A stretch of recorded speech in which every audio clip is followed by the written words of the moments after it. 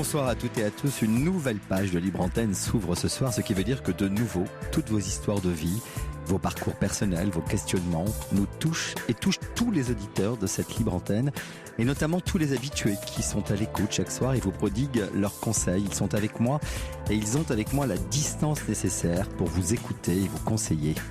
Le 3921 sont les 4 chiffres à composer pour joindre la Libre Antenne. Le 7 39 21 est le moyen le plus sûr et le plus direct pour envoyer vos SMS en faisant précéder vos messages du mot nuit. Il y a aussi le site europe1.fr, rubrique Libre Antenne, où vous pouvez nous adresser vos courriels. Paul et Sonia, vous les connaissez, sont ceux qui prennent vos appels au 39 21 et c'est Rémi Vivien qui réalise ce soir pour nous cette Libre Antenne. Et on ouvre cette Libre Antenne avec Aurélie. Bonsoir Aurélie. Bonsoir Roland. Vous aviez envie de nous parler de ce qui nous occupe et nous préoccupe à tous. On se retrouve tous dans votre histoire. C'est la reproduction des schémas amoureux. Oui. C'est vrai que malheureusement, j'ai beau travailler depuis plusieurs années sur finalement ma vie sentimentale que je ne trouve pas satisfaisante. Je retombe dans des écueils et ça, c'est vrai que j'avoue que des fois... j'ai beau chercher, je n'arrive pas à trouver, là, j'ai l'impression de tourner en rond. C'est un peu le sentiment qu'on a un peu tous, hein, aussi. En lisant votre témoignage, je me suis dit que beaucoup de ceux qui nous écoutent, moi aussi, pourquoi pas, on a vraiment l'impression, effectivement, de reproduire comme ça ces schémas. On sait que c'est pas ceux qu'il nous faut, et pourtant, on est bizarrement attiré alors qu'on est parfaitement lucide. Oui. C'est ça qui est le plus étrange. Alors, en ce qui vous concerne, vous êtes accompagné, vous avez fait une thérapie? Oui, ça fait une bonne dizaine d'années maintenant que je vois un psychiatre, donc qui est plutôt analyste, très lacanien, donc pour ceux qui aiment la psychanalyse, c'est-à-dire c'est pas un psychiatre qui me donne des médicaments et voilà, non, on parle beaucoup, on analyse. Justement, je pense avoir bien avancé sur des espèces d'accroches que j'avais envers certains hommes qui pouvaient durer des mois, même des années, alors qu'il se passait rien ou pas grand-chose. Et puis depuis quelques mois, ça faisait plusieurs années que j'ai l'impression de plus retomber là-dedans. Et puis depuis quelques mois, ça m'est retombé dessus et je suis encore dedans et je n'arrive pas à comprendre pourquoi Alors, vous êtes encore dedans et ça vous fait mal ou pas? Oui, ça me fait mal, oui. Ça me fait mal. Ça vous fait mal parce que ça ne marche pas ou ça vous fait mal parce que vous savez que ça ne marchera pas? Au premier abord, je dirais parce que j'ai envie de dire, tout simplement, je voudrais que cet homme-là m'aime d'amour, mais c'est pas le cas, donc ça me fait mal. Et puis, d'un autre côté, il y a une partie de moi qui dit de toute façon, ça pourrait pas marcher. Voilà, il y a une partie de moi qui rationalise beaucoup, et puis malgré tout, l'autre qui reste complètement accroché, quoi. Parce qu'en fait, le schéma que vous décrivez, c'est que finalement, vous tombez amoureux de personnes qui ne le sont pas forcément de vous? Oui, en gros, ça peut être ça, ouais. C'est-à-dire que si je perçois que je peux plaire, mais bon, d'un point de vue plus physique, pourquoi pas, mais c'est vrai que pas sur tous, mais je sais pas pourquoi, certains hommes, comme on disait, c'est une sorte de projection, quoi. Projection tout de suite, voilà, c'est d'un regard, ça va se transformer en quelque chose, alors que il n'y a pas forcément de discours dans ce sens-là, quoi. Vous diriez que vous allez plus vite qu'eux? Oui, je pense que je m'emballe, ouais, je pense, ouais.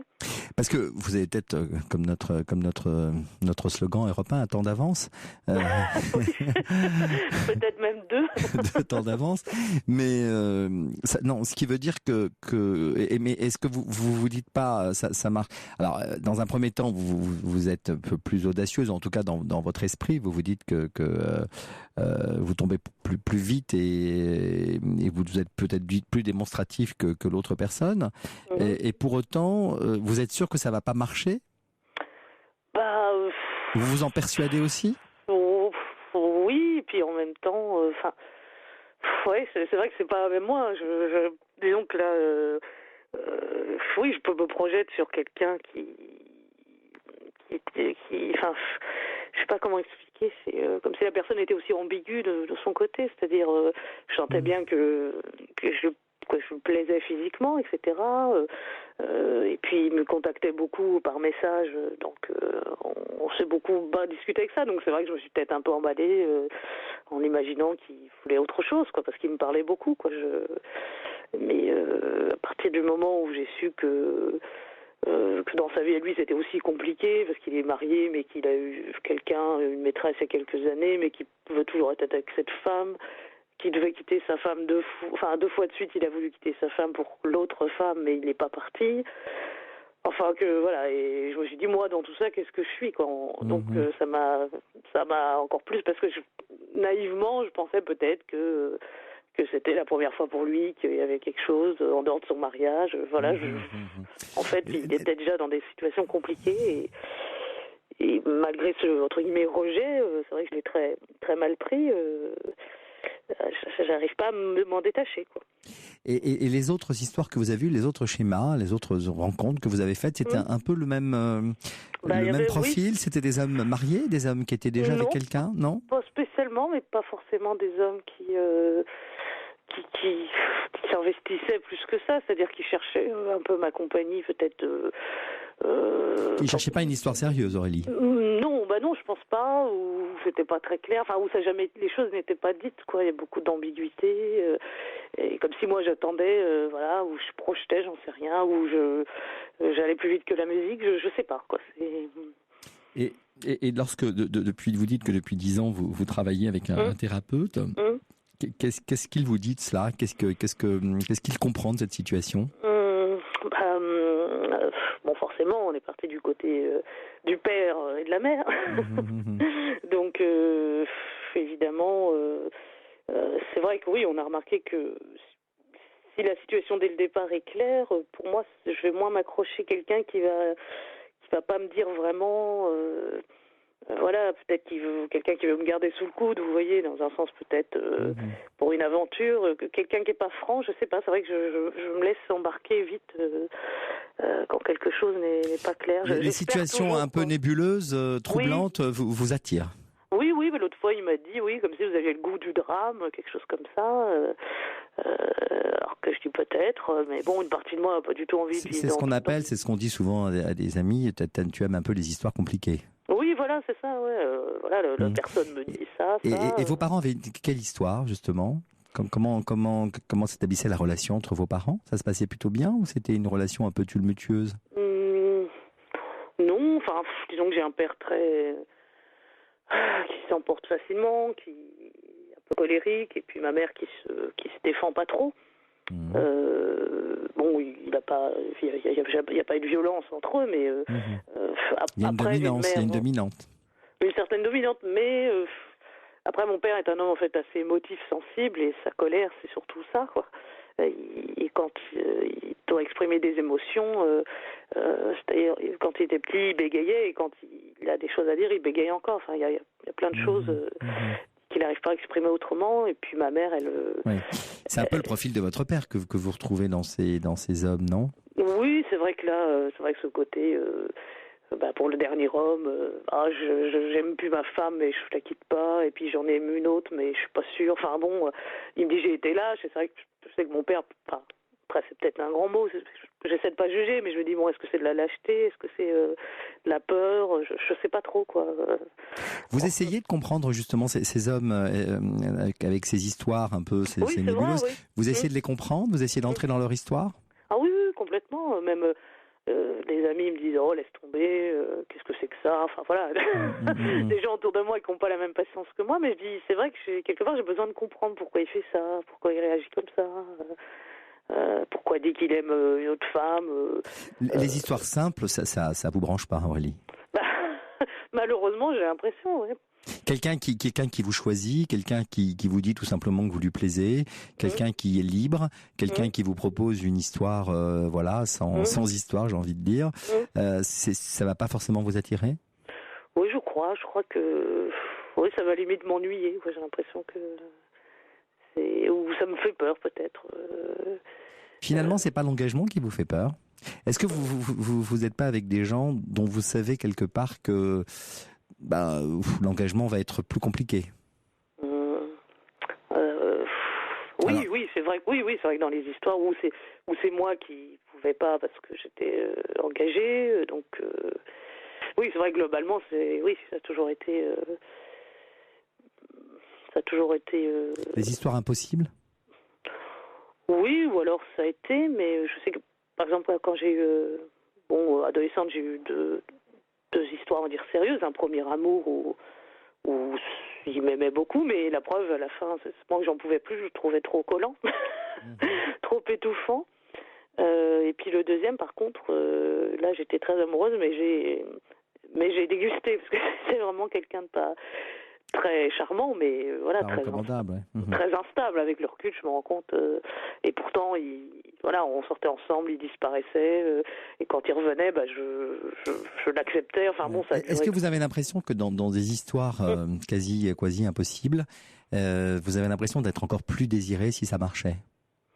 Est-ce que vous vous dites s'il quitte l'autre, ou s'il arrive à vaincre ses démons, ou s'il arrive à finalement je vais vivre une histoire incroyable parce qu'on se sera battu Ah oui, peut-être, oui. Est-ce que c'est ça qui vous plaît? Est-ce que c'est cette forme de combat, de difficulté? Est-ce que vous aimez la difficulté dans la vie? Oui, c'est vrai que ça, ce discours de plus c'est difficile, c'est vrai que, comme on dit, à vaincre sans péril, on triomphe sans gloire. Et c'est vrai que même dans mes choix professionnels, Qu'est-ce que vous faites, Aurélie? Je suis chanteuse. Ah bon? Oui. Chanteuse classique? J'ai pris des cours de classique, mais je suis plus chanteuse blues, rock, rhythm and blues. Et vous travaillez dans quoi? Dans des orchestres? Vous chantez dans des orchestres? Oui, je fais d'un orchestre. Vous savez que là, on va continuer à parler, mais je crois que je vais vous demander de chanter tout à l'heure. Si vous voulez. Bah oui, là, on va pas s'empêcher de vous entendre pousser la voix. Donc, oui, donc forcément, oui, dans mes choix de travail, on peut vivre du chant, il y a pas, mais c'est vrai que, je suis pas quelqu'un qui se pose. Vous aimez, enfin, en vous écoutant, et je suis sûr que beaucoup de gens se retrouvent, beaucoup de personnes se retrouvent en vous. Vous aimez la remise en cause? C'est vrai que je me vois pas dans une vie très routinière. Vous aimez bien le début d'une histoire? Oui, c'est vrai, ouais. Parce que le début d'une histoire, tout est possible, même si c'est compliqué. Une histoire simple, on voit déjà la fin, ou en tout cas, on voit la route. Vous aimez bien ne pas forcément voir très clairement la route. Oui, peut-être. Oui, c'est vrai que il y a une partie de moi qui se dit si, mais je vois bien que non, quoi. Des fois, je me dis, je me mets des bâtons dans les roues, mais peut-être pas. Enfin, après, il faut peut-être accepter aussi d'être ce qu'on est. Je sais pas, quoi. Après, il faut voir ce qui vous fait du mal ou ce qui vous fait du bien. C'est ça. Aurélie, moi je pense que parce que vous arrivez, enfin en parlant avec vous et vous en exposant d'ailleurs très bien votre cas, vous voyez véritablement, vous essayez de comprendre pourquoi vous reproduisez ce schéma. Puis finalement, en vous entendant, je suis pas certain que cela vous fasse si mal que ça. Ça peut fatiguer à la longue, mais je suis pas certain que vous ayez envie de passer à autre chose. Je pense que vous auriez l'occasion de rencontrer et d'avoir des histoires beaucoup plus simples, parce que vous êtes jeune, et puis vous avez un métier où vous rencontrez, je pense, des gens qui apprécient votre côté artiste. Donc vous pouvez rencontrer, des gens qui sont originaux, comme vous pouvez l'être vous aussi. Mais pour autant, je pense que vous avez besoin de cette on va dire, opacité pour ça, voilà, c'est un peu de l'adrénaline pour vous. Ouais, je sais pas, c'est pourtant. Vous avez le trac quand vous chantez? Un petit peu, oui, mais ça va. Mais pourtant, ce que je disais, j'ai perdu le standard, j'ai perdu son prénom. À qui? Alors vous avez dû avoir Sonia? Non, un jeune homme. Alors c'est Paul que vous avez eu. Paul, ouais. Pourtant, ce que je disais là, avec cette histoire-là d'homme, dernier en date, on va dire. Enfin, je veux dire, pendant 15 jours là, au mois de janvier, j'avais plus faim, je voulais pas manger, j'arrive pas à dormir. Enfin, ça me tapait sur le système. Voilà, bon, j'arrivais encore à chanter, mais bon. Alors oui, la fin de l'histoire vous fait mal, c'est sûr. Mais le début, vous êtes pétri d'espoir. Vous êtes pétri d'espoir d'y arriver. Ouais, peut-être, ouais. Vous vous dites, voilà, et puis vous savez pas trop à qui vous avez affaire. Vous avez envie de fouiller, vous avez envie de découvrir, vous avez envie de comprendre. Oui. Voilà, tout ça, ça vous plaît. Oui, de toute façon, même dans la vie. Je veux dire, c'est vrai que ce que je disais, je dis, là, je vais aussi reprendre des études parce que je dis j'aime chanter, mais des fois ça me suffit pas. Quoi. Voilà, juste aller faire des balles, tout ça. Bon, pourquoi pas, mais il manque quelque chose, quoi, quelque chose dans la recherche, dans le. Vous auriez envie de vous poser quand même aujourd'hui, Aurélie? Peut-être un peu plus, ouais. Alors je sais pas si c'est l'âge ou. 40 ans, ça va, mais vous avez envie de vous poser, peut-être de construire quand même? Ouais, je sais pas. C'est vrai que c'est pareil, c'est des questionnements. C'est vrai que j'ai pas d'enfant. Je sais pas si j'en veux vraiment. Bon, si vous rencontrez le futur papa, pourquoi pas? Ouais, je sais pas. Parce que c'est vrai que ça me fait un peu peur. Enfin, je me sens pas capable non plus d'élever un enfant. Enfin, j'ai pas l'impression d'en souffrir, mais bon, je sais pas. C'est vrai que c'est aussi. Moi, je pense qu'Aurélie, vous êtes assez lucide encore une fois de ce qui vous arrive, mais je crois que vous n'êtes pas prête encore à renoncer à ce type de schéma, parce que d'abord vous avez l'espoir de rencontrer la bonne personne, même dans ce schéma, je pense. Et puis si cette bonne personne quitte tout pour vous un jour, ou en tout cas fait des efforts notables, parce que j'ai pas l'impression que ceux que vous avez rencontrés ont fait les efforts nécessaires. Et je pense que celui qui fera peut-être l'effort sera peut-être l'élu avec lequel vous allez faire un bout de chemin. Donc vous avez peut-être envie de cette... vous allez au-devant de la difficulté, vous auriez envie qu'en retour, lui aussi brave les difficultés pour vous découvrir. Alors peut-être que le conseil qu'on peut vous donner, c'est peut-être d'être patiente, c'est-à-dire de ne pas tout de suite se dévoiler vous aussi, parce que eux ne se dévoilent pas finalement tout de suite, et c'est ce qui vous plaît. Et peut-être que vous vous dévoilez un peu trop vite, peut-être. Vous dévoilez vos sentiments, vous dévoilez votre disponibilité, vous dévoilez le fait que vous êtes présente et à leur écoute, et peut-être que c'est pour ça que ça marche pas, parce que vous allez au-devant de personnes complexes, et puis vu que vous êtes finalement, pour eux, vous êtes très très transparente, alors que vous êtes probablement beaucoup plus complexe qu'eux. Mais ceux, quand les gens sont dans leur complexité, ils le voient pas forcément eux. Non, c'est sûr. Voilà. Et puis vous avez envie de materner, bizarrement. Quand je dis materner, c'est les comprendre, les accompagner, les excuser. Oui, c'est vrai. Tout ça. Et puis vous vous oubliez forcément en faisant ça, parce que vous vous oubliez vous. Et puis au final, quand finalement ça marche plus, c'est vous qui souffrez. Oui, parce que des fois je me dis je devrais plus lui. Prendre mes distances, dire bonjour, bonsoir, parce que c'est quelqu'un que je croise régulièrement, et je me dis mais si je lui parle plus, il va pas comprendre, le pauvre. C'est ça, il faut que vous pensiez, on le dit souvent dans cette libre antenne, mais il faut que vous pensiez un peu à vous aussi, parce que voilà, mais pourquoi ne pas aller vers ce type de personnes? Mais si vous y allez, ne vous oubliez pas pour autant, et montrez-vous vous aussi avec vos complexités, avec vos doutes, avec vos questions, avec qu'il n'ait pas l'impression que tout est mâché et que tout est facile. Et ça lui donnera peut-être envie de vous découvrir, parce que c'est toujours pareil. Si on vous raconte le film avant, vous n'avez pas envie de le voir.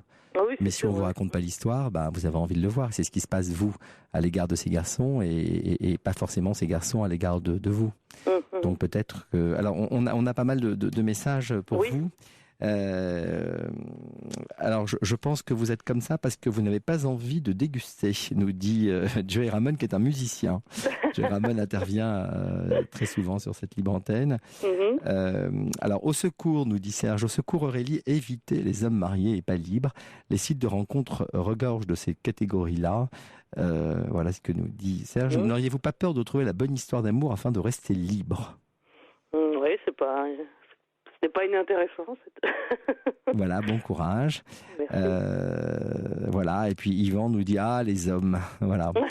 Et puis on a une demande de Sergio qui est notre habitué, que j'apprécie beaucoup dans cette libre antenne, et qui vous demande de chanter. Qu'est-ce que vous allez nous chanter? Qu'est-ce que vous avez envie de nous chanter? Allez, un petit extrait, un petit 30 secondes comme ça. Qu'est-ce que je pourrais faire? Dites-nous ce que vous aimez. Qui aimez-vous comme chanteur ou chanteuse? J'adore Balavoine, j'aime bien Adèle. Adèle, ce serait bien si vous nous chantez un petit peu Adèle. Alors allez-y, juste pour les auditeurs de la libre antenne. Attendez, je me recule un peu. Allez-y. Alors, there's a fire starting in my heart, reaching a fever pitch and bringing me out the dark.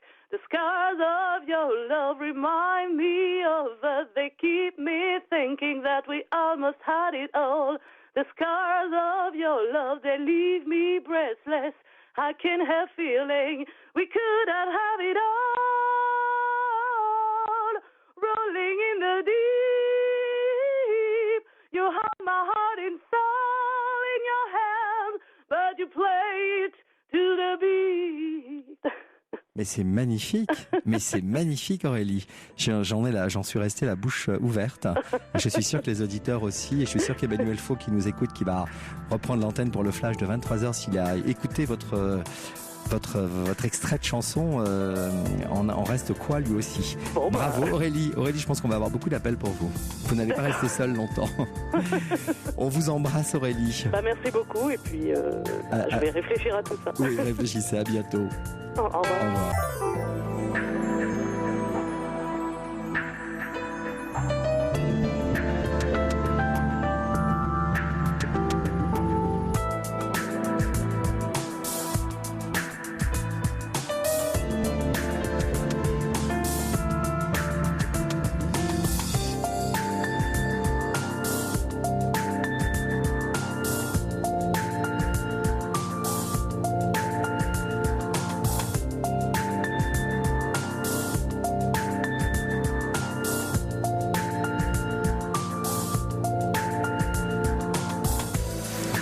Et si nous parlions ce soir dans cette libre antenne qui vous est consacrée jusqu'à 1h du matin, ce qui vous interpelle, nous questionne parfois à tous, venez vous confier sans crainte au 3921. Les auditeurs et moi-même sommes justement là pour vous écouter, vous conseiller, réfléchir avec vous.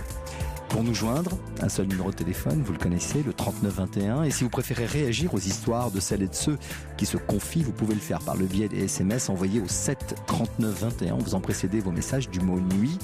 Il y a aussi le site europe1.fr, la rubrique Libre Antenne, vous pouvez nous joindre.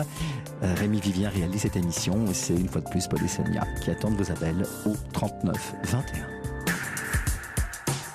Pour intervenir dans l'émission, appelez le 39 21. 50 centimes la minute plus coût de l'appel. On a eu beaucoup de réactions après le brin de chanson magnifique d'Aurélie sur cette antenne.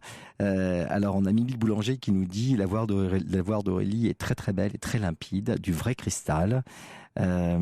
Sergio nous dit pas évident sans musique au téléphone. Ben ouais, il va y en avoir des 06. Et oui, il y a eu des 06 puisque Joey Ramone, musicien, a également donné son téléphone en disant qu'il adorait la voix et ce que nous a chanté Aurélie. Donc on l'en remercie encore.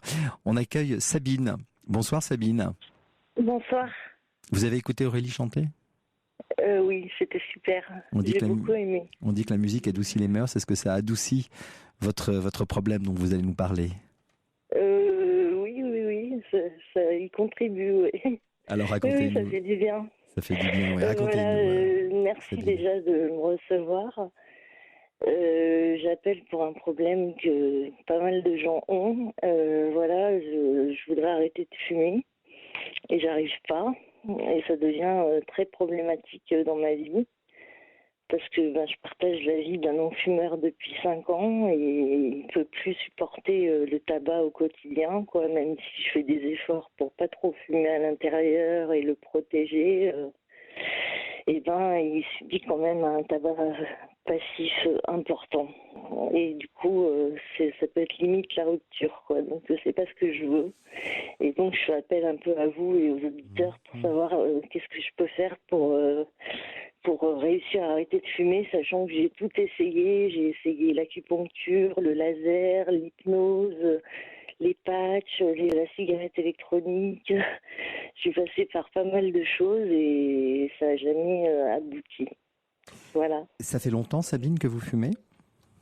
Depuis l'âge de 14 ans, j'ai 38 ans. Ah oui. Et vous fumez, quelle est la cadence, enfin l'importance ? En moyenne, en fait, je suis tombée malade. J'ai une maladie importante. Je suis sous morphine, donc j'ai une maladie importante depuis 2004. Et c'est là que j'ai commencé à fumer beaucoup, parce que je peux pas m'alimenter normalement. Donc comme je peux pas m'alimenter normalement, je compense par le tabac. C'est le seul truc que j'ai trouvé de bien à faire. Et c'est pas bien du tout. Quand vous dites de bien à faire, ça veut dire quoi, de bien à faire ? Parce que vous ne pouvez pas manger parce que ça vous fait mal, apparemment, ça provoque chez vous. Ça me fait mal, ça me fait mal à l'intestin, je digère mal, je vais aux toilettes 50 fois par jour. D'accord. Et en quoi la cigarette comble parce qu'elle ne vous nourrit pas, la cigarette. Ça me cale, ça me vide de leur faim. Ah, ça vous coupe un peu la faim. Parce qu'en fait, vous avez faim, vous ne pouvez pas manger parce que ça a des conséquences dommageables sur votre état de santé. Et du coup, pour éviter de manger et pour avoir moins faim, vous avez trouvé, la cigarette est un palliatif. Oui, c'est ça. Et tous les thérapeutes, tous les médecins que vous avez vus, tous ceux qui aujourd'hui développent les uns et les autres des méthodes pour arrêter de fumer, ils ont pris en compte justement votre passif médical. Enfin, ils savent. Je pense. Vous leur avez dit à chaque fois. Oui, bien sûr, ils l'ont su, hein, ils le savaient. Et alors faire du sport, par exemple, est-ce que le sport... Je peux pas. J'étais très sportive et j'ai dû arrêter le sport à cause de ma maladie aussi. Parce que je peux pas forcer. Sur les abdos, je peux pas forcer. J'ai été opérée de l'intestin et on m'a écarté les abdos. Et la natation, les choses comme ça, plus légères. La natation, j'en fais un peu, ouais. Et soigner votre... Alors, on va commencer par le début. Votre affection, votre problème médical, il n'est pas soignable? Il n'est pas réversible? Non, en fait, on m'a coupé 1,10 m de l'intestin et depuis, c'est la galère, quoi. J'ai des douleurs atroces. C'est quoi, c'est la maladie de Crohn? C'est ce que vous avez? Non, c'est pas la maladie de Crohn. D'accord. Non. Et alors, du coup, d'un point de vue médical, on ne trouve pas la solution pour vous permettre au moins de manger normalement, d'avoir une... Là, j'ai trouvé un ostéopathe qui m'a beaucoup soulagée, qui a remis en route le transit et qui m'a permis de remanger depuis 2 semaines. Là. Donc, je remange à peu près normalement, mais sauf que je ne mange pas le midi, par exemple. Je ne mange pas le midi, je saute le repas de midi et je mange le soir. Il vous demande de faire qu'un seul repas par jour? C'est moi qui est vu comme ça, quoi. Parce que si je veux sortir l'après-midi... Oui, pour pas être obligé. Oui. D'accord, j'ai compris. Ouais. J'ai compris, voilà. Donc vous êtes obligé d'être chez vous, quoi, en fait, quand vous mangez, en tout cas. C'est ça. D'accord. C'est ça. Et alors, pour en revenir à votre ami avec lequel vous partagez votre vie depuis 5 ans, il a conscience quand même des difficultés auxquelles vous êtes confrontés? Ah oui, bien sûr, il m'aide, c'est lui qui fait les piqûres, il fait tout, quoi. Oui, mais il s'occupe bien de moi. Il sait que du coup, que l'addiction à cette cigarette ou l'impossibilité de ne plus fumer est liée aussi à votre état de santé, à vos douleurs, à vos problèmes médicaux. Il sait que c'est compliqué, mais lui, il me dit qu'il faut que j'arrête parce que pour ma santé, il a peur que je tombe malade. Il a surtout peur de ça, que je tombe malade du tabac, quoi, qu'il m'arrive un cancer en plus du reste, quoi. Et vous trouvez pas d'autres palliatifs que la cigarette? Non, j'ai pas trouvé d'autres. À un moment, l'électronique, ça marchait un peu. Parce que c'est quand même la volonté qui fait tout, hein, dans l'histoire. Donc, quelque part, j'ai pas assez de volonté, hein, sinon j'arrêterais de fumer. Hein. Il n'y a pas de mystère, il y en a qui arrivent à arrêter de fumer du jour au lendemain. Mais vous dites que vous rattachez cette envie de fumer, cette frénésie de fumer, à cette impossibilité que vous avez de manger. Oui, c'est ça. Vous en faites, et c'est ça qui nous occupe, parce que il y a le fait d'être depuis 14 ans un peu accro à la cigarette, enfin plus de 14 ans, plus de 20 ans d'ailleurs même, d'être accro à la cigarette. Et puis il y a votre problème de santé qui encourage aussi, parce que vous ne pouvez pas manger, parce que ça vous permet parce que c'est terrible d'être en proie à des crampes et avoir envie de manger en vous disant que si vous mangez, ça va avoir des conséquences sur votre vie sociale, sur votre état de santé, sur vos douleurs. Donc si la cigarette qui est le moyen le plus facile à emporter avec soi, et de se retrouver partout en se disant je vais fumer une cigarette et du coup ça va me passer un peu, c'est vrai qu'on comprend, on comprend pourquoi vous en êtes là aujourd'hui. Donc c'est pas, même si la volonté vous l'avez, il va falloir trouver quand même d'autres palliatifs. Bah ouais, j'avais pensé. Et les chewing-gums, les chewing-gums, c'est ce que j'allais vous dire. Les chewing-gums. Non, parce que je digère pas les chewing-gums, je les garde 2 secondes dans la bouche. Ah oui, donc... J'avais essayé les gommes à mâcher aussi, c'est pareil, j'y supporte pas. J'y supporte pas bien. Au niveau de l'intestinal, je supporte pas bien. J'avais essayé les bonbons et puis après j'ai fait des tests sanguins et je me suis retrouvée avec des résultats où j'avais trop de sucre et j'étais limite diabétique. Après je tombe dans l'extrême du sucre et là c'est pas bon non plus. Du coup. Et alors on nous dit. Je regarde là les messages que l'on a et on parle de yoga, oui. David nous dit j'ai arrêté par le yoga, danser et les massages. Vous avez essayé le yoga d'ailleurs, oui? Non, j'ai pas essayé. Parce que c'est une décontraction douce, c'est une reprise en main de son corps, c'est une concentration sur son corps, c'est une concentration sur les émotions. Et c'est vrai que c'est pas mal le yoga, parce que ça va vous occuper pendant une longue heure. Parce que vous fumez quoi, toutes les 10 minutes? Non, toutes les demi-heures, 3/4 d'heure. Demi-heure. Donc déjà, si vous pratiquiez régulièrement, c'est ce qu'on disait tout à l'heure, donc je disais une activité sportive, mais peut-être qu'une activité plus douce comme le yoga. Les massages, ça vous fait du bien, ça vous détend? Ça vous... Oui, ça me fait du bien, mais j'en ai pas, quoi. Mon copain, il déteste ça. Il m'en fait jamais. Ça coûte cher. Ça coûte cher de pouvoir... D'aller en faire, ouais. Alors, Mario nous dit « Je suis membre de Nicotine Anonyme et cela a rendu possible l'arrêt de la nicotine de façon durable et confortable.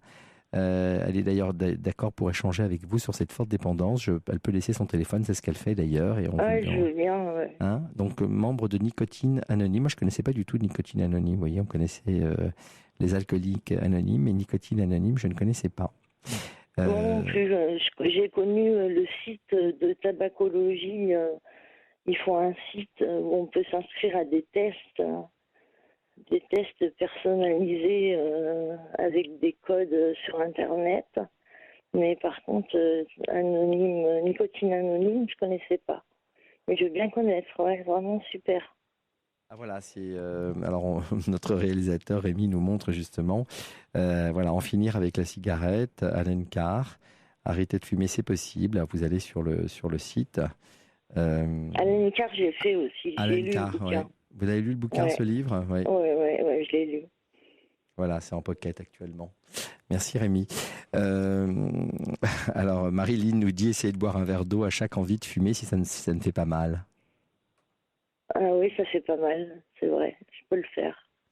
Boire de l'eau, ça peut déjà vous remplir un peu. C'est-à-dire quand on a faim, c'est pas l'idéal, mais d'autres nous disent j'ai arrêté de fumer du jour au lendemain par peur de la maladie, mais vous avez déjà essayé cette peur de la maladie, votre ami vous le rappelle tous les jours.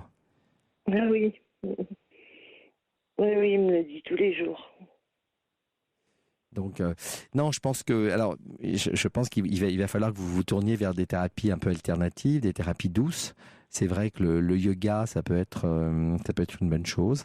On nous dit que l'hypnose, mais vous l'avez déjà essayé vous pour arrêter de fumer, c'est très efficace. Ouais.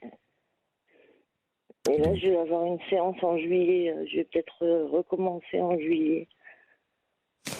Non, je pense qu'il faut vraiment que vous repreniez possession un peu de votre corps.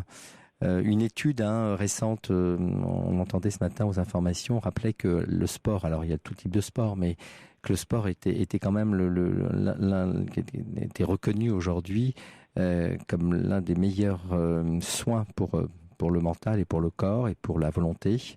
Alors on parle de sport justement aujourd'hui pour essayer d'aider les malades du cancer. Mais même pour booster les anticorps, pour plein de choses, le sport est important. Donc le yoga, par exemple, peut être adapté pour vous. C'est vrai que c'est une bonne piste. Et je marche tous les jours, beaucoup. Oui, c'est bien. Je marche beaucoup tous les jours, mais en fumant. Donc c'est pas... Oui, mais bon, vous marchez, mais vous fumez en même temps, j'imagine. Eh oui. Là, si vous faites du yoga, vous n'allez pas pouvoir fumer. Donc...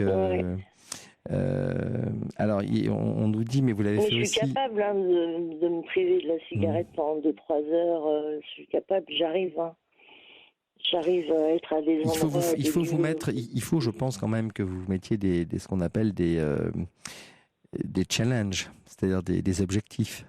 Vous vous dites pendant 1 heure je fume pas, pendant 2 heures je fume pas, et vous faites un programme où vous allez faire encore, on parle du yoga, mais pourquoi pas, voir si ça vous fait du bien, peut-être programmer un massage 1 fois par semaine, enfin vous mettre comme ça des plages où vous allez pendant plusieurs heures arrêter de fumer, et puis vous allez essayer d'espacer cette dépendance.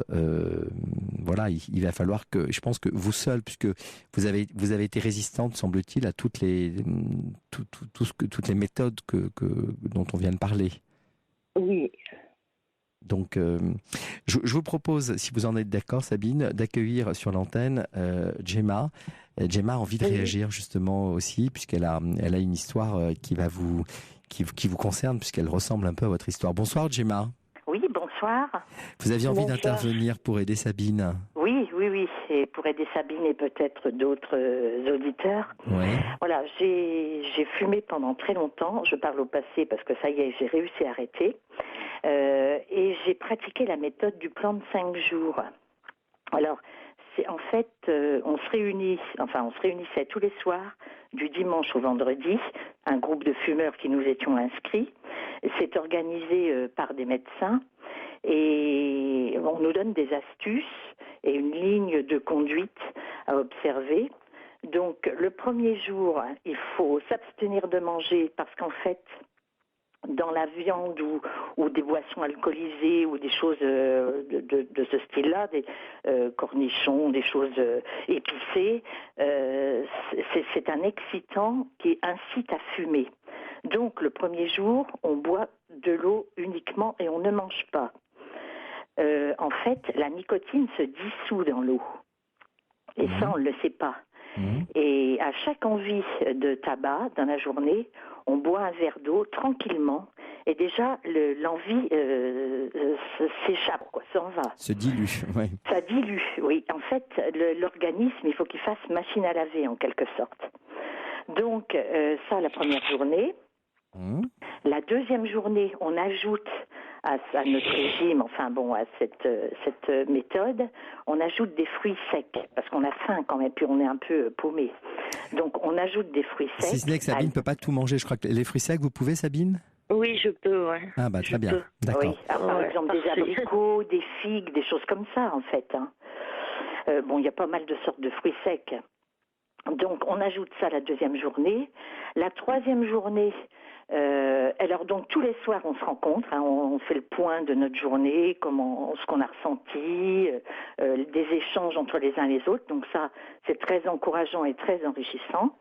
Donc la troisième journée on mange des féculents, donc sucre lent, midi comme soir, on peut varier. Ensuite on a notre réunion. Et le quatrième jour, je me souviens plus parce que je l'ai le régime sur papier. Elle peut se procurer cette méthode. Vous pourriez lui adresser éventuellement, Gemma. Elle n'existe pas dans le commerce. Comme je vous dis, c'est des médecins qui ont mis au point. Mis ce genre de méthode au point, qui est très efficace. Et donc la cinquième journée, là, on ajoute un peu de viande. Mais franchement, en fait, c'est les 8 premiers jours qui sont les plus durs, parce que ça change complètement notre vie. On est perdu. Le moindre stress, évidemment, la cigarette nous manque, mais il faut passer ce cap. Et une fois ce cap passé, je peux vous assurer que les résultats sont vraiment très efficaces. En combien de temps vous avez arrêté de fumer, vous, Alors, Gemma ? moi, j'ai arrêté en 95 et cette méthode-là s'applique sur 5 jours. Et vous avez arrêté après ces 5 jours ? Oui, j'ai arrêté. Dès le premier jour... Ça vaut le coup d'essayer, Sabine, hein ? Mais je vous assure que Sabine, ça vaut le coup vraiment d'essayer. Ça vaut le coup, oui. Gemma, on va pouvoir vous reprendre hors antenne et peut-être donner vos coordonnées pour qu'on puisse les communiquer. On a beaucoup de messages pour vous. Beaucoup de messages pour vous, Sabine. Merci beaucoup, Gemma. Merci beaucoup d'être intervenue. Je suis sûr que beaucoup d'autres auditeurs vont demander cette méthode. Écoutez, moi, c'est avec plaisir parce que j'aurais oublié le pain le soir, mais je n'aurais jamais oublié mon paquet de cigarettes. Donc, c'était quelque chose. J'ai vu quelqu'un, il n'y a pas très longtemps, qui me dit, tu fumes plus. J'avais vraiment le physique de la personne qui avait la cigarette en main en permanence. Donc, vous voyez. Depuis 95, vous l'aviez pas vu depuis longtemps, lui. Donc, Oui, je l'ai pas vu depuis longtemps. Mais bon, voilà, ça s'est quand même produit. Merci beaucoup, Gemma. Merci beaucoup pour votre message. Alors, René nous dit d'ailleurs quelle méthode innovante, c'était époustouflant. Myriam nous dit, a-t-elle consulté, elle parle de vous évidemment, Sabine, a-t-elle consulté un centre anti-tabac dans les centres hospitaliers? Oui. Elle dit qu'elle a arrêté au bout de 43 ans grâce à un médicament remboursé. Elle avait tout essayé avant. Oui, mais j'y ai pas le droit à ce médicament. Bon, c'est ça, à cause de vos allergies, de vos incompatibilités alimentaires, d'accord. Non, à cause de ma maladie, quoi. J'ai pas le droit de prendre ça. Oui. Voilà. Alors, René nous dit aussi, je crois surtout qu'il faut vous retrouver et vous désinvestirez, vous désinvestirez la cigarette. Oui, c'est pas faux. Hein. Il y a beaucoup de psycho là-dedans, c'est important. Hein. Oui. C'est important. Alors, on parle aussi de consulter des allopathes, justement, qui prônent le yoga, l'hypnose et la thérapie de votre corps avec la piscine. Et il paraît que c'est très très bien et ça marche, l'allopathie. D'accord, mais ça ne doit pas être remboursé, ça.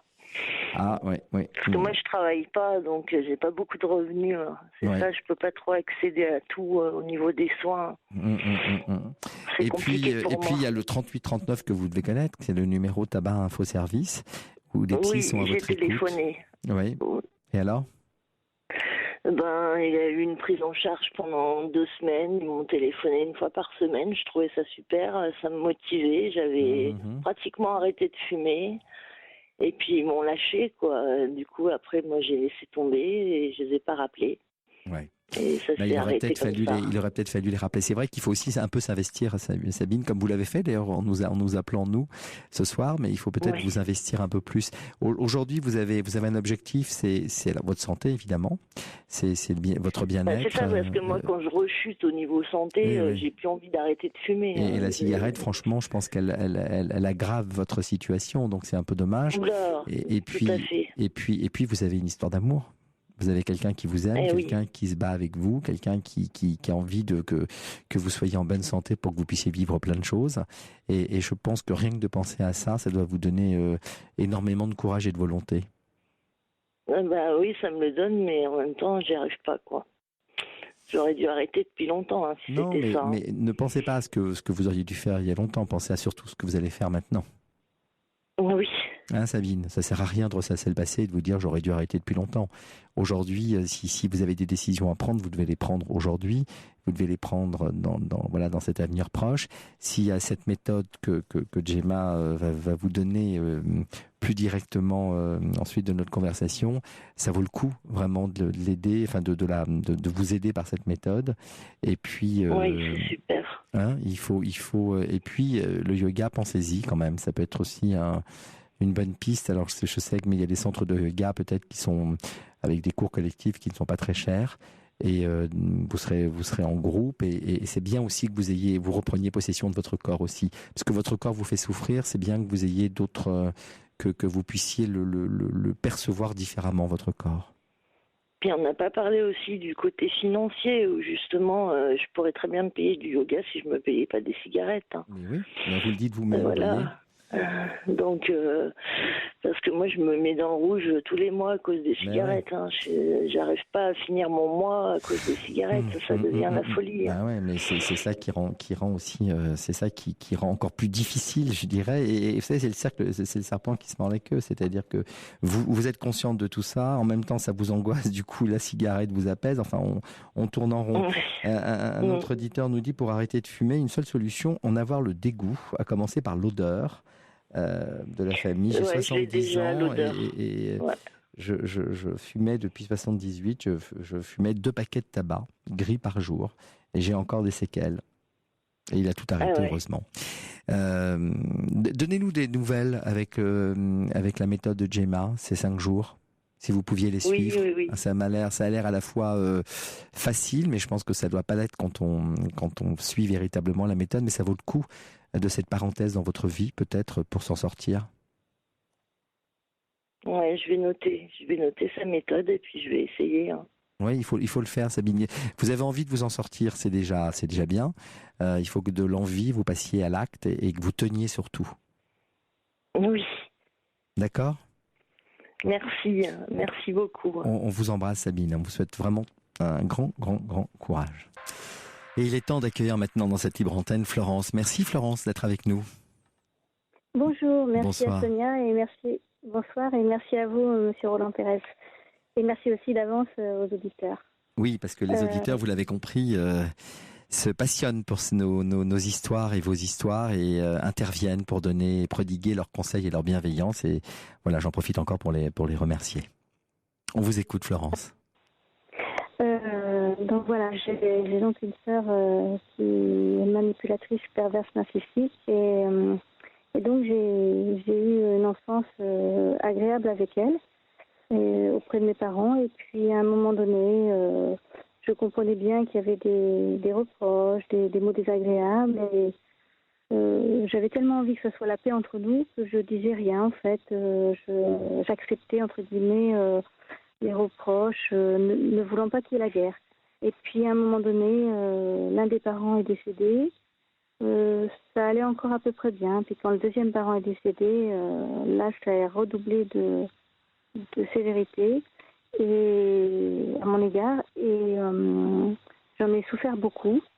Et puis au début je n'osais toujours rien dire. Et puis à un moment donné, j'ai beaucoup réfléchi à la question et j'ai décidé de commencer à essayer de répondre. Ça n'a pas toujours été simple. J'étais sans arrêt dévalorisée, que j'étais inférieure, que j'étais ci, que j'étais là. Or, en fait, je pense que cette sœur, c'est elle aussi un complexe d'infériorité et peut-être que... Enfin, je ne sais pas tout, mais en tout cas, peut-être que c'était une façon de me mettre un peu à l'écart et surtout quand les parents sont décédés, puisque là, il y avait un patrimoine conséquent en attente. Et là, ça a été très très dur à vivre parce que là, j'ai pris vraiment pleinement conscience que ce qu'avaient dit notamment des copines, que c'était plus le temps de voiler la face, que là, je commençais à vivre, entre guillemets, un début d'enfer puisque j'avais tellement envie que cette fratrie elle reste soudée coûte que coûte, comme dans le passé, que j'ai eu un gros choc en fait en voyant la réalité et en voyant que non, il y avait une famille qui s'effritait complètement et que seul l'argent comptait pour elle, en fait. Quand vous parlez de famille, Florence, vous êtes juste deux sœurs ? Oui. Deux seuls enfants, en fait ? Oui. D'accord.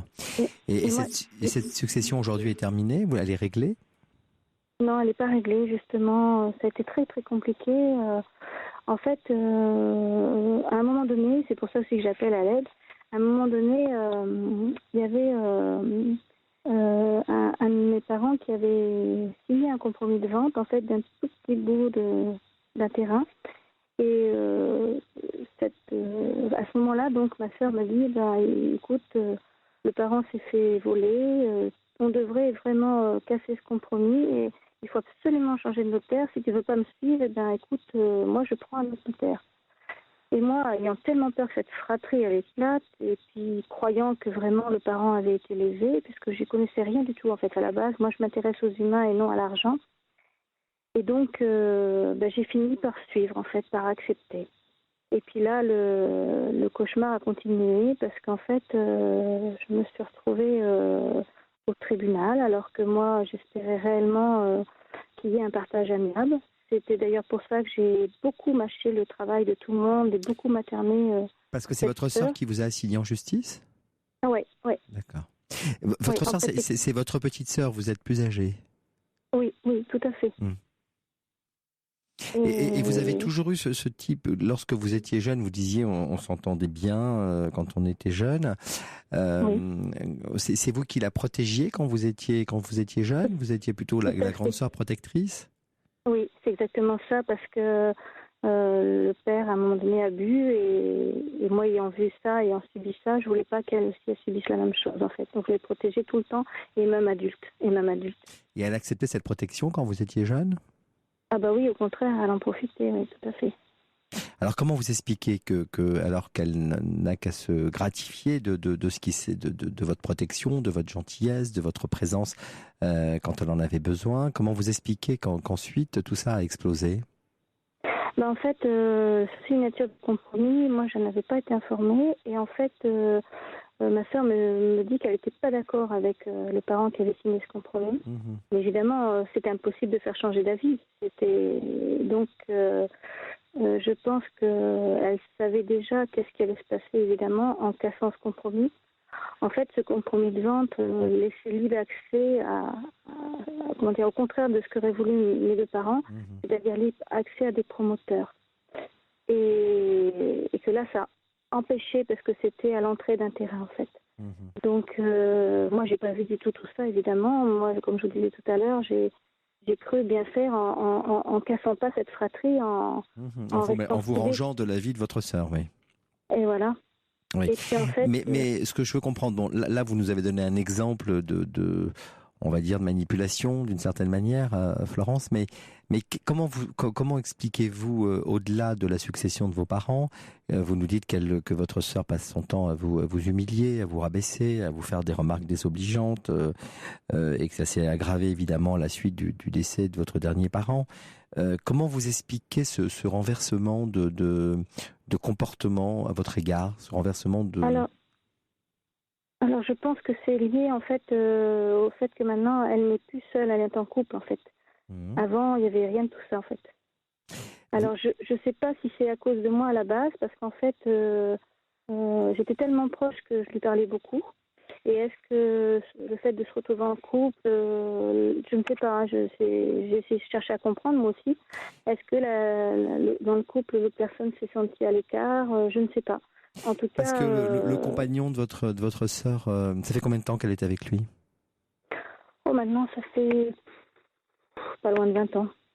Et c'est au moment de l'entrée dans la vie de votre sœur, de ce compagnon, que son comportement a changé à votre égard? Oui, ça a commencé. C'est avec du recul, hein, parce qu'au début, je voyais rien, évidemment. Elle était jalouse de vous, votre sœur? Vous pourriez dire aujourd'hui, avec le recul, qu'elle avait une forme de jalousie à votre égard? Je ne m'en rendais pas compte, en fait, très honnêtement, mais avec du recul, je me suis posé maintes fois la question, et je pense que si on a autant cherché à me casser, entre guillemets, moralement, vraisemblablement, je ne sais pas quoi exactement. Est-ce que c'est le physique? Je me suis demandé, parce qu'on n'a pas du tout le même physique. Et je sais que jeune, les gens disaient qu'elle était trop costaud, enfin voilà. Alors je ne sais pas si c'est ça, mais... Et dans les relations que vous aviez, vous, avec vos parents avaient des relations plus fortes avec vous qu'ils n'en avaient avec votre sœur, ou il y avait une égalité? Pas, honnêtement. Non, je n'ai pas eu l'impression. Non, je pense qu'on a été très gâtés et j'ai pas eu cette impression vraiment. Avec votre maman, par exemple, votre maman n'avait pas un lien plus fort avec vous qu'elle n'avait avec votre sœur? Moi, je communiquais beaucoup, j'étais très fusionnelle, alors je sais pas trop. J'ai pas eu cette impression à l'époque. Maintenant, je réfléchis, quand vous me parlez, je réfléchis. Parce que souvent, alors, le décès des parents, alors la succession on cristallise dans cette succession souvent toutes les difficultés de relationnelles entre les enfants qui ne se sont pas forcément vues ou qui n'ont pas transparu à l'époque, mais souvent on les trouve dans l'enfance et dans la relation que les enfants avaient, entretenaient ensemble, et tout cela explose après malheureusement le décès des parents. Donc c'est pour ça que j'essaie de comprendre un petit peu quel type de relation vous aviez avec vos parents, quel type de relation vous aviez avec votre sœur, si des non-dits préexistaient et qui aujourd'hui explosent et font que votre sœur a un comportement quelque peu odieux à votre égard. Voilà, je pense qu'il faut rechercher un petit peu sur tout ça. Vous aviez beaucoup d'amis, vous, Florence, plus jeune? Énormément, ouais. Justement. Et votre sœur? Pas tant que ça, en fait, à la base. Je pense qu'il y a plein de ressentis, plein de ressentiments. Votre sœur doit être bourrée de ressentiments pour plein de raisons. Alors vous parliez peut-être du physique, vous parliez peut-être, vous l'aviez pas vu à l'époque, peut-être de la relation peut-être plus fusionnelle que vous aviez vous avec votre maman, peut-être du fait que vous étiez toujours quelqu'un dont on recherchait la compagnie. Vous étiez forte, c'est vous qui protégiez votre petite sœur. Vous étiez un peu en quelque sorte la fille parfaite. Et puis c'est peut-être on la remarquait pas trop, ou elle était moins parfaite que vous, semble-t-il, en tout cas à ses yeux. Et aujourd'hui, il y a une sorte de vengeance qui s'exerce. Ah, c'est très juste, je réfléchis à tout ce que vous dites parce qu'en fait, oui, beaucoup de gens autour, et oui, vous avez dit des choses importantes, oui, ça m'interpelle, j'avais jamais pensé à ça. En fait, les parents étaient très contents quand je me suis mariée, parce que les gens de cette génération, le mariage c'était capital, la fille aînée qui se marie, c'était positif. Et ma sœur, effectivement, a détruit, mais je l'ai su après le deuxième décès de mes parents, a détruit, en fait, a mis un doigt dans l'engrenage de mon mariage, en fait, et ça fait que j'ai divorcé. Ah. Et ça m'a fait très mal quand j'ai compris ça. Et pourtant, je ne comprenais pas sur le moment parce que je l'ai vraiment toujours protégée, couvée un peu, je ne sais pas comment expliquer. Oui, mais je pense qu'il doit y avoir... Oui, mais vous l'avez protégée, mais vous étiez la fille parfaite, la fille... En fait, vous avez peu d'écart avec elle, vous dites votre petite sœur, mais elle a quel âge votre sœur? 5 ans et demi d'écart, exactement. Oui, donc l'écart n'est pas... C'est votre petite sœur, c'est vrai, vous l'avez protégée, mais les années aidant, l'écart, c'est, quand je dis, enfin, ne se voit quasiment pas, j'imagine. Peut-être pas, oui. Donc vous restez une espèce de quand je dis rivale, je parle pas de rivale au sens amoureux, mais une rivale qui finalement était trop parfaite pour elle. On la comparait souvent à vous, on disait que vous réussissiez mieux, ou que est-ce qu'elle avait le sentiment qu'elle devait faire, en tout cas que vous étiez un modèle qu'elle devait suivre? Alors le paradoxe, c'est pour ça, il y a des choses qui c'est étonnant, je réfléchis beaucoup. En fait, quand j'étais jeune, ma sœur avait sauté une classe. Donc en gros, on me disait que moi, j'avais moins bien réussi. Et puis plus on me disait que j'avais moins bien réussi, moi j'adorais l'école. Donc j'ai continué. Donc j'ai fait plus d'études. Pas en concurrence, pas du tout. C'est parce que moi j'étais passionnée.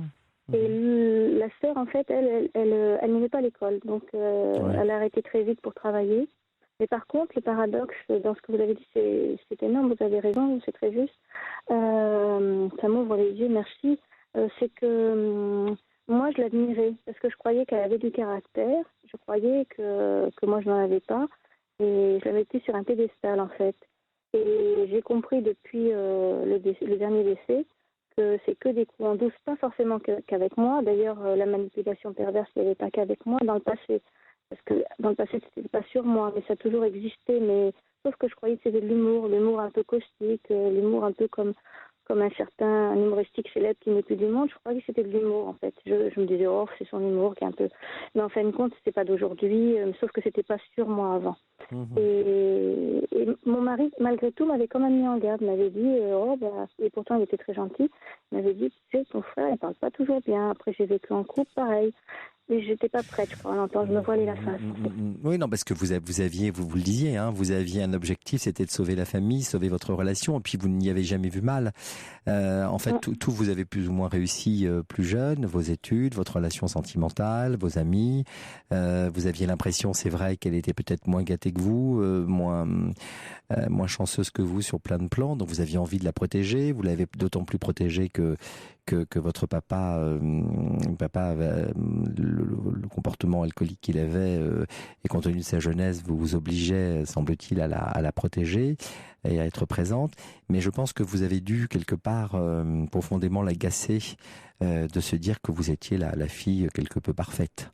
Et aujourd'hui, je crois qu'elle profite un peu de votre faiblesse, c'est-à-dire qu'aujourd'hui, la mort de vos parents vous a affaibli, votre divorce, il y a déjà un certain nombre d'années, vous a affaibli, peut-être votre situation sentimentale actuelle ou passée vous a également affaibli, et je crois qu'elle, inconsciemment, elle en tire, elle se venge un petit peu et elle profite de votre faiblesse enfin, parce qu'en fait vous n'avez jamais fait montre de faiblesse. Vous avez toujours été celle qui réussissait, celle qui la protégeait, celle qui prenait les bonnes décisions, celle dont on cherchait la compagnie. Donc aujourd'hui, vous avez vos fêlures, les fêlures de la vie, les accidents de la vie, qui font que vous êtes plus faible qu'avant, et peut-être momentanément, en tout cas je vous le souhaite, mais je pense qu'elle en profite un peu.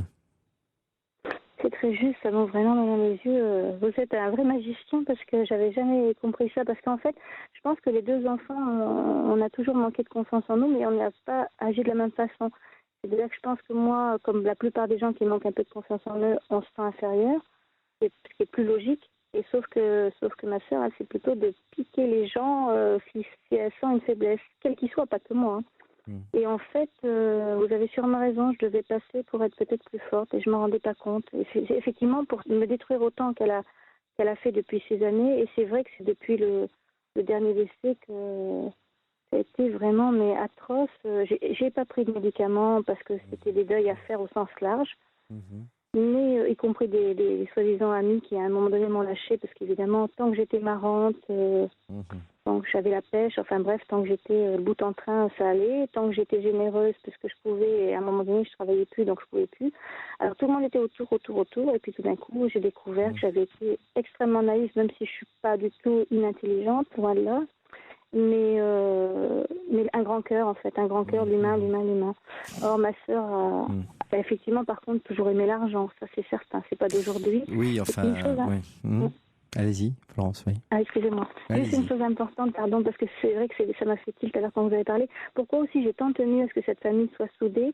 Parce que depuis ma plus tendre enfance, je pense que c'est peut-être un élément clé, j'avais entendu maman dire oui, ben avec mon frère, on s'est fâché parce qu'il a volé des choses et il a profité de la faiblesse de sa mère. Donc je ne veux pas me fâcher réellement, mais j'ai senti que c'était une cassure et ma grand-mère maternelle, pareil. Avec son frère, c'était aussi une cassure. Et quand j'ai entendu ça, je devais être ado à peu près et je me suis dit, mais tout cela, Florence, est très louable. Mais à un moment donné, il faut aussi que vous n'acceptiez pas n'importe quoi je dirais en respect de la mémoire de vos aïeux, de vos parents, de votre famille. À un moment donné, il faut se respecter vous-même. Donc moi, je pense que vous devriez quand même écrire à votre sœur en lui disant que vous voyez clair en son jeu, que vous aviez pensé, vous aviez espéré de tout votre cœur retrouver cette complicité qui vous avait uni pendant votre enfance, que vous pensez que vous avez toujours bien agi à son égard, que vous l'avez aimé très sincèrement, et qu'aujourd'hui, pour des raisons que vous refusez de voir parce qu'elles sont moches, ces raisons, elles sont pas jolies, quoi. Donc vous refusez de vous pencher là-dessus, mais vous préférez aujourd'hui prendre définitivement vos distances. Et pour vous retrouver, parce que vous n'allez pas continuer à vous faire du mal au nom de l'union familiale. L'union familiale, on peut pas à tout prix se taire, on peut pas à tout prix subir des humiliations, des brimades, vous devez vous reconstruire aujourd'hui, parce que ça va vous empêcher de vous reconstruire même une vie sentimentale. Elle vous a déjà, votre sœur vous a fait déjà pas mal de mal dans votre vie personnelle. Voilà, il faut arrêter aujourd'hui. Elle a tout détruit en fait, parce que quand j'ai divorcé, tout a commencé déjà à s'effriter autour de moi. Ça a été déjà un premier... Oui, elle a occupé le terrain. Elle a profité de la situation. Elle a profité de la situation pour se venger de je ne sais quoi. Mais c'est ses propres problèmes, ses propres démons. Mais vous n'avez pas aujourd'hui, alors que vous n'avez rien à vous reprocher. On a toujours des choses à se reprocher, mais bon, dans l'absolu, d'après ce que vous nous dites, vous avez tout fait quand même pour la protéger. En tout cas, quand je dis pour la protéger, pour préserver votre quiétude familiale. Mais moi, je crois, Florence, que voilà, il faut aujourd'hui mettre un terme. Et c'est pour ça que les amis, souvent, on dit qu'on choisit pas sa famille, on choisit ses amis. Si vous avez des amis autour de vous que vous avez choisis, ils peuvent faire office de proches, de famille, hein, de liens. Il n'y a pas que les liens du sang, il y a les liens aussi de l'affection, de l'amitié, de ceux qu'on a choisis, de ceux avec qui on a parcouru un bout de chemin. Donc il faut que vous privilégiez cela. Je pense qu'il faut garder vos qualités. Il faut pas vous dire que vous avez été trop naïve, trop gentille, trop généreuse, et que l'humain c'est pas ce qu'il faut choisir. Non, au contraire, je pense qu'il faut continuer à être ce que vous êtes. Et c'est parce que vous êtes ce que vous êtes, Florence, que vous avez cette intelligence et cette lucidité aujourd'hui sur ce qui se passe. Mais ne déniez pas vos qualités, et au contraire, aujourd'hui, je pense qu'il faut rompre avec elle. Il ne faut pas avoir peur de rompre avec elle. Oui, ça vous avez raison. Oui, c'est sûr que vous êtes génial. Merci de ce que vous dites. Je voulais rajouter quelque chose d'important, par contre, parce que ça me tient à cœur, et surtout que là, s'il y a plein de gens qui entendent, je pense que ça peut m'être utile vraiment pour arriver à faire face par la suite. Mais c'est vrai que je suis un peu plus forte qu'avant quand même à force, même si j'ai pas pris de traitement, parce que je vous dis que c'était des deuils à faire et j'ai bien compris ce que c'était que les deuils. Ça a été quand même assez costaud, mais ça y est, je suis toujours debout quand même. Ce que je voulais dire, c'est que ce qui me fend le cœur aujourd'hui, c'est que maintenant, bon, j'ai compris toute cette manipulation perverse que j'ai subie. Mais en fait, en plus de ça, à un moment donné, donc, il fallait évidemment voir un notaire pour l'héritage. Et là, j'ai pas eu trop de chance, mais je pense que c'est parce que j'étais sûrement trop sensible. Le notaire, en fait, il y en a plein qui sont bien, la plupart sont toujours bien, évidemment, la majorité sont tous bien. Mais là, j'ai pas eu trop de chance parce que ce notaire-là, je résume un peu, mais juste pour ce point-là qui est crucial dans mon histoire, c'est que ce notaire-là m'a dit à un moment donné, écoutez, madame, finalement, votre frère veut tout vendre. Moi, je suis notaire, je vais signer pour ça. Et vous êtes en indivision, vous êtes obligé de tout vendre. Or, j'ai su par la suite que c'était faux et archi faux. Je résume vraiment ce point clé parce qu'il y en a eu plein d'autres. C'est d'ailleurs suite à ça, en gros, que je me suis retrouvée au tribunal. Alors que moi, je souhaitais surtout pas me fâcher avec mon frère, comme vous l'avez bien compris. Et deuxièmement, avoir un partage à l'amiable. Et maintenant, je me trouve dans un enfer. Je n'en vois pas le bout.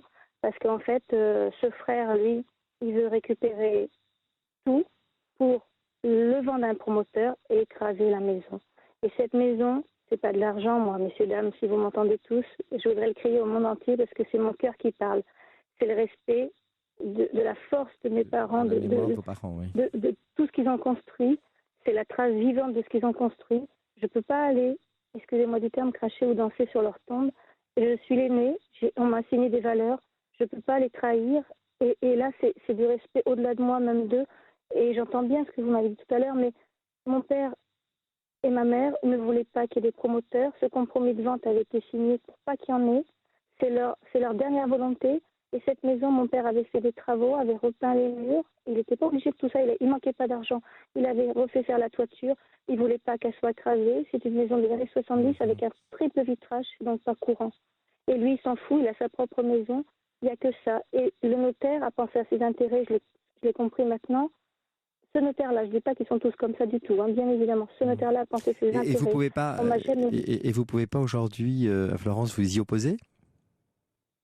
Eh bien, je me retrouve en toute fin de truc. J'étais fatiguée pour cette histoire de tribunal. J'ai pas pu me défendre.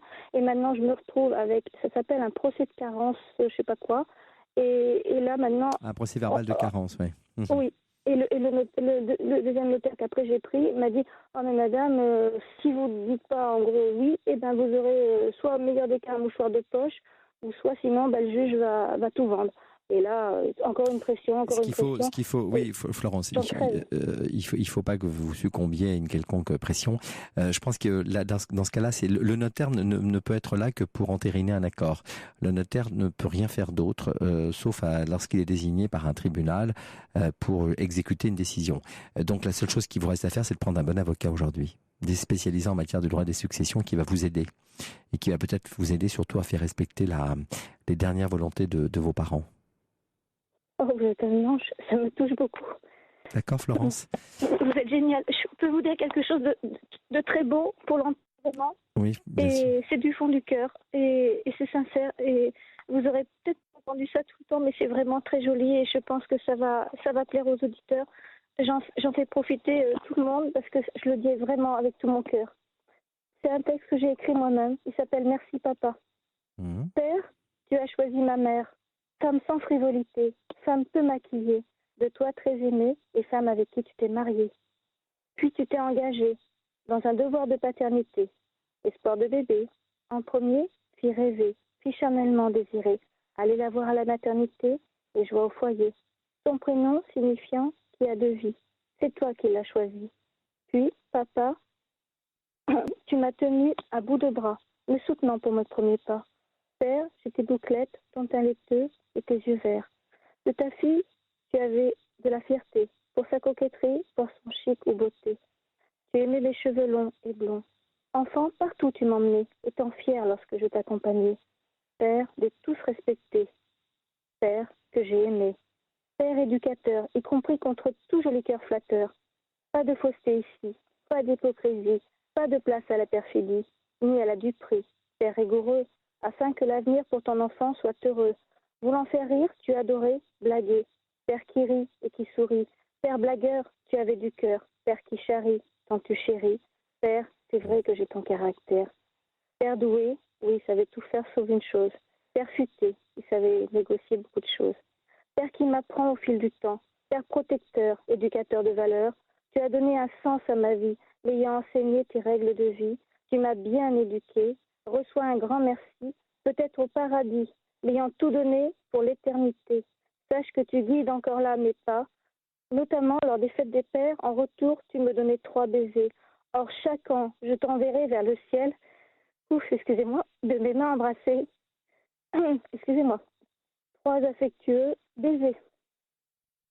C'est magnifique, Florence. C'est magnifique, c'est très joli. C'est un très joli message, un très joli poème, c'est un très joli hommage aussi. C'est très joli, Florence. Écoutez, on vous embrasse, Florence, on vous souhaite bon courage et j'espère que vous y voyez un peu plus clair ce soir. Oui, un immense merci à vous, merci à tous, merci à vous et merci à Sonia. Merci beaucoup, beaucoup, Monsieur Pérez, j'ai tout compris. Merci infiniment. On vous embrasse, Florence. Merci beaucoup, au revoir.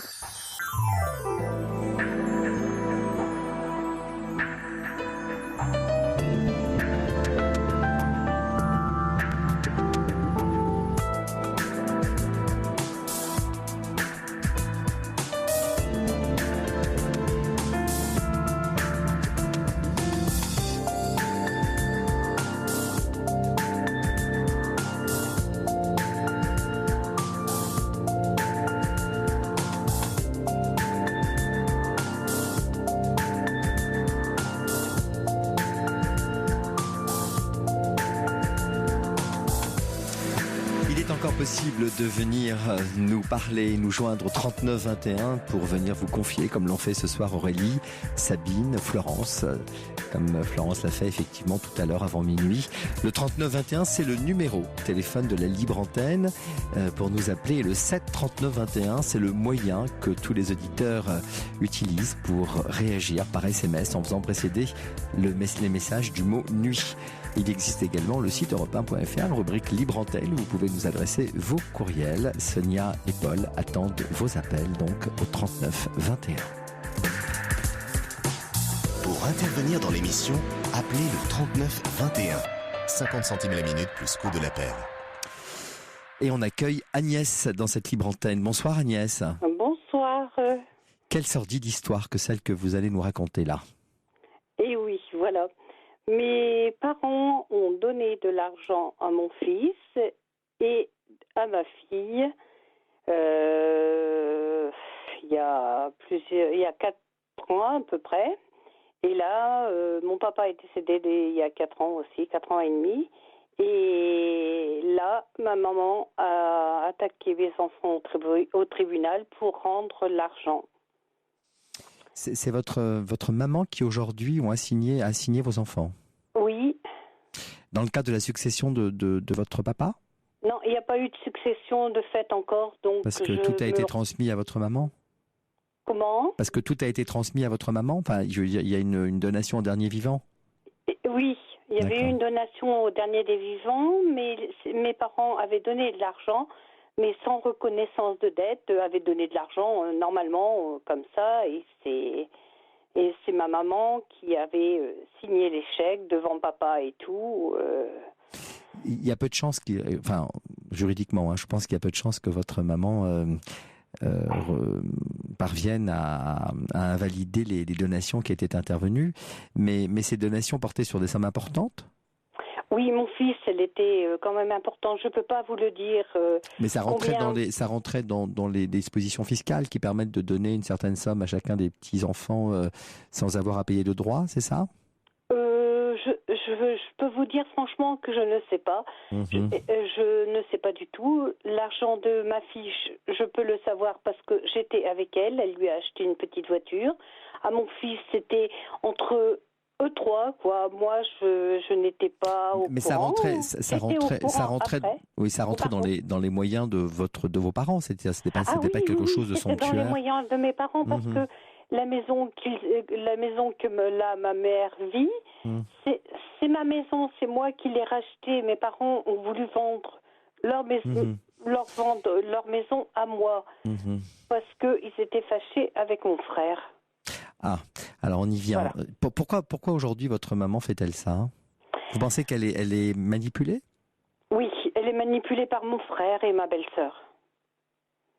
Elle téléphonait déjà à l'avocat quand mon papa faisait de la chimiothérapie. Moi, j'avais entendu cette conversation. Quand vous dites elle, c'est votre belle-sœur?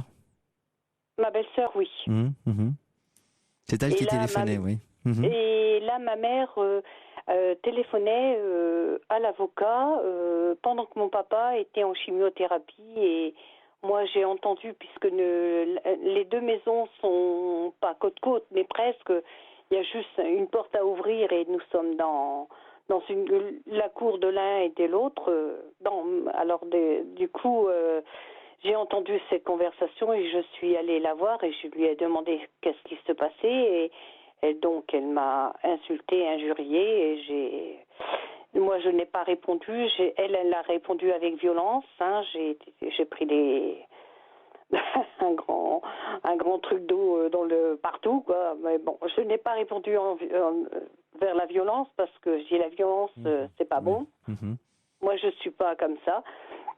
Donc, mon papa est parti il y a 4 ans et là, mes enfants viennent ont passé au tribunal dans la ville la plus proche de chez nous. Ils ont quel âge, vos enfants, Agnès? Mon fils, il va avoir 35 ans en fin d'année. Il doit être bouleversé, non, de cette procédure? Oh là là, mon Dieu. Et ma fille va avoir 31 ans, là, au mois de juin. Vous diriez quand même que votre maman a toute sa tête? Je ne sais pas. Quelles sont les relations que vous avez avec votre maman, vous, aujourd'hui? Ah, je n'ai plus de relation, je la hais. Mais en même temps, vous dites qu'elle n'est pas forcément responsable parce qu'elle est manipulée. C'est ce que vous nous dites quand même, Agnès. Oui. Donc, vous n'arrivez pas à lui faire entendre. Est-ce que c'est le meilleur moyen, ce n'était pas quand même de rester en contact avec votre maman pour essayer de comprendre? Non, je veux pas. Je ne lui pardonne pas. Elle vous a expliqué pourquoi elle faisait ça ou pas? Non, pas du tout. Elle m'a juste dit la seule fois, ils me le doivent, l'argent. Le paiement. Et vos enfants avec votre maman avaient des relations suivies? Oh, c'était... Nous habitions... On habitait là, toujours l'un à côté de l'autre. Et mes enfants, on avait fait un passage derrière le pavillon pour pas que les enfants traversent la rue, ni aller sur le bord du trottoir. Ils ont toujours vécu avec vos parents? Ah oui. Nous, on a toujours vécu, on n'a jamais fait un repas de famille sans eux, on n'a jamais fait, même pas un dimanche, même pas une journée seule. Et vous dites, Agnès, pourtant que votre maman, vos parents ne parlaient quasiment pas à votre frère à l'époque? Très peu. Non. Très peu. Là, à la fin, mon papa, quand il a été gravement malade, mon frère ne venait jamais le voir.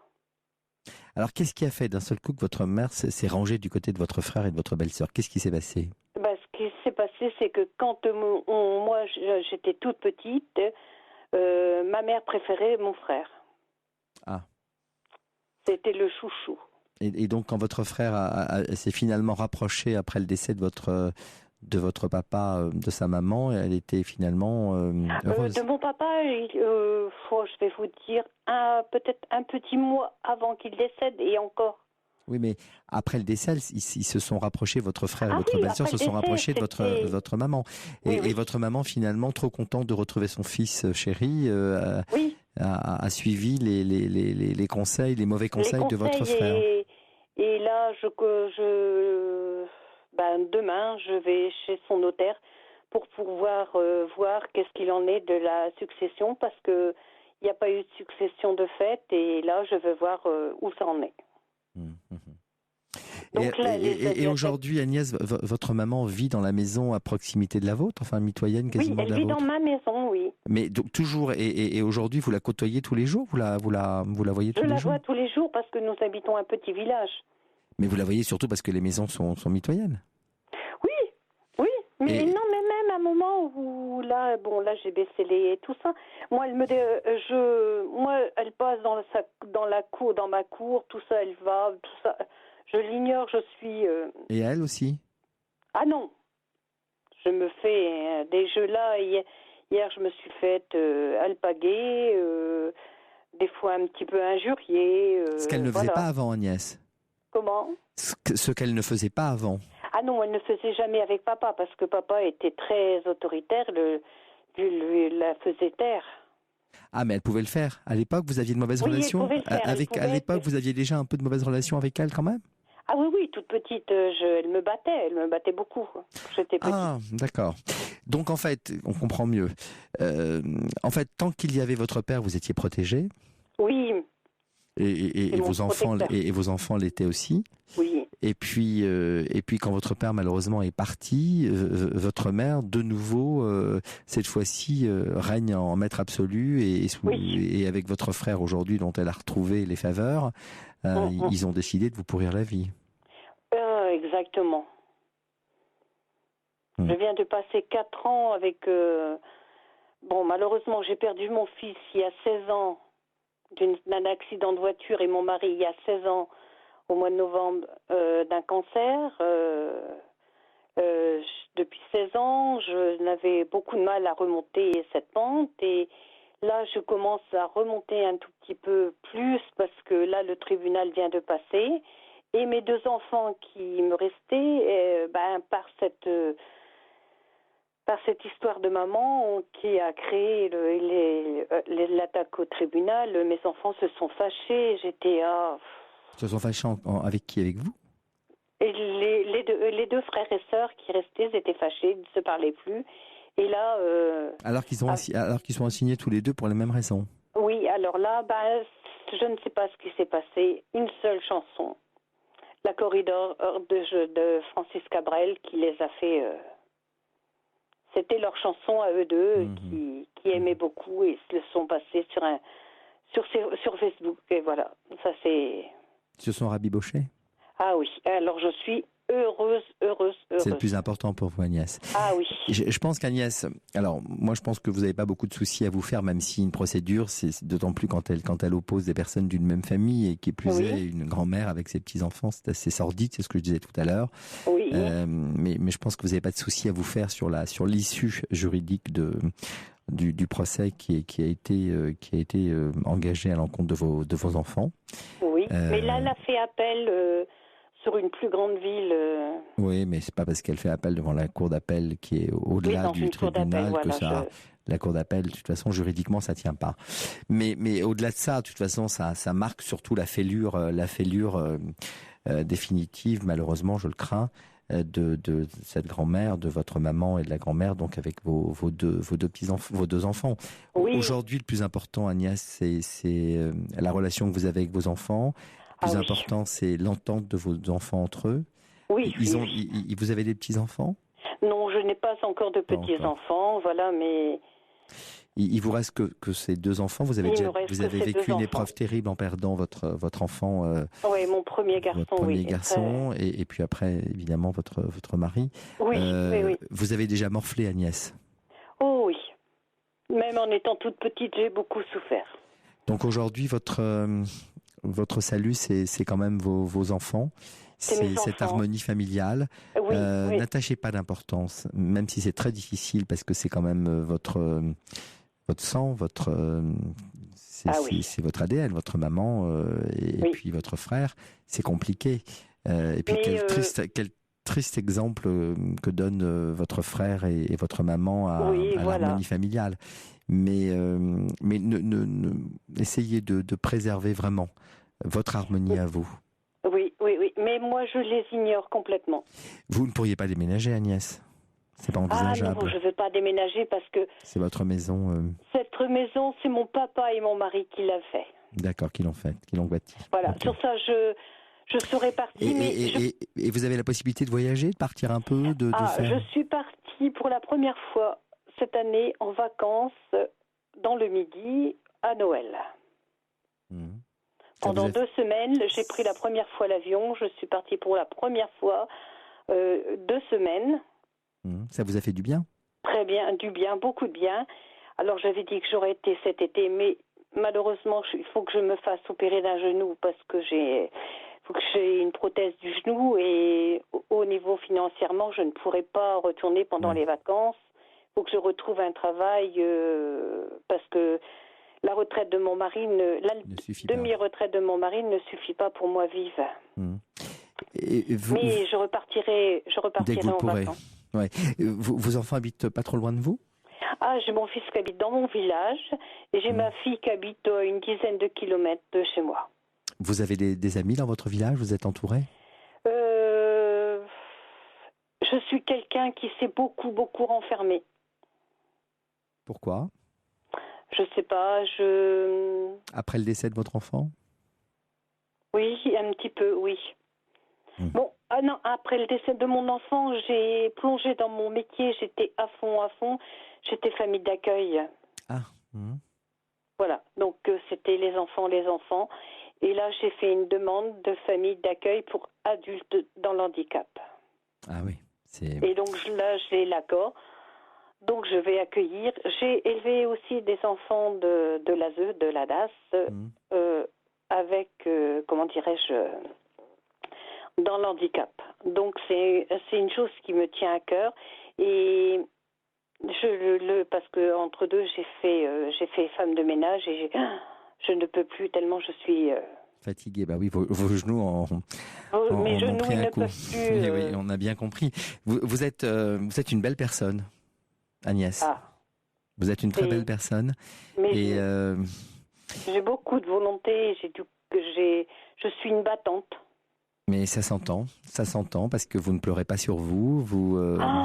Mon Dieu, vous encaissez. Je n'arrive rarement à pleurer, sauf chez moi toute seule, mais sur ça, quand je ne pleure, même les cas les plus... Mon fils, mon mari, mon papa que j'adorais, j'adorais mon fils, mon mari, j'aimais beaucoup, j'ai retrouvé personne. Votre mère était jalouse de la relation que vous aviez avec votre père? Ah oui, elle disait toujours qu'on s'entendait ensemble. Eh oui. Et aujourd'hui, vous le payez. Mais ça fait rien, je resterai droite jusqu'au bout. Eh bien, on va finir sur ce mot et sur cette attitude. Il n'y a pas grand-chose à dire, Agnès. Hein. Vous avez compris beaucoup de choses. Oui. Vous êtes une personne forte, c'est bien. Et puis, vous avez compris que l'essentiel, c'était aujourd'hui à la fois vos enfants et puis votre passion que vous avez pour les autres et l'aide que vous voulez apporter aux autres.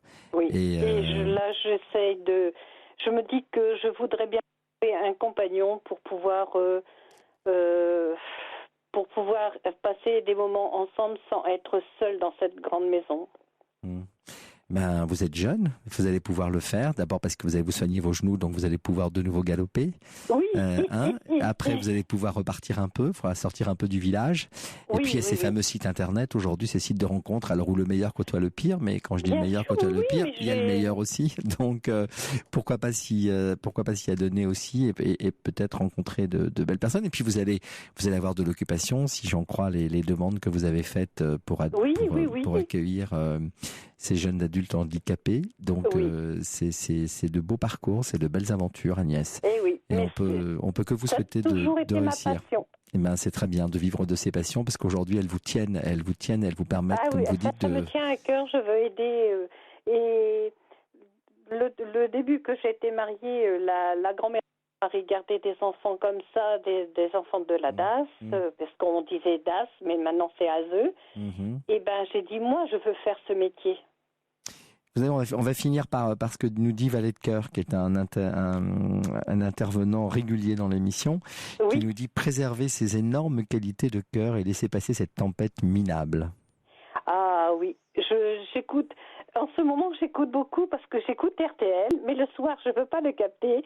Quand je suis au lit et que je ne peux pas voir la télé, j'écoute votre radio et j'écoute souvent ce monsieur qui donne des commentaires. Valet de Cœur.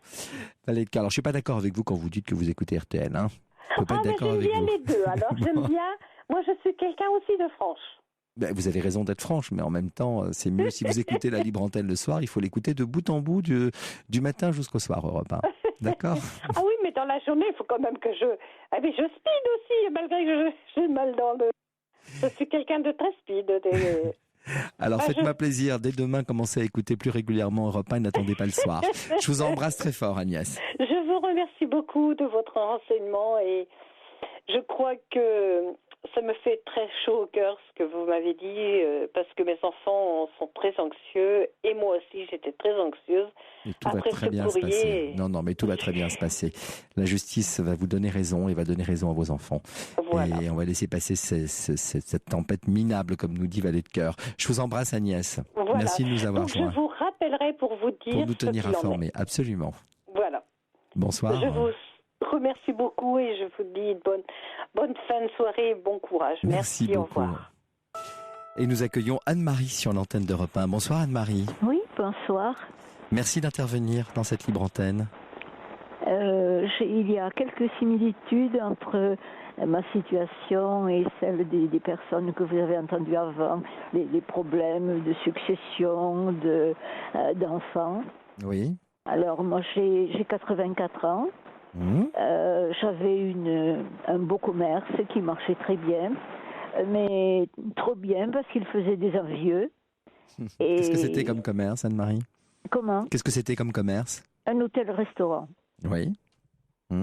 Et après la mort de mon mari, je m'occupais toujours. J'ai continué à travailler et on m'a fait des propositions d'achat.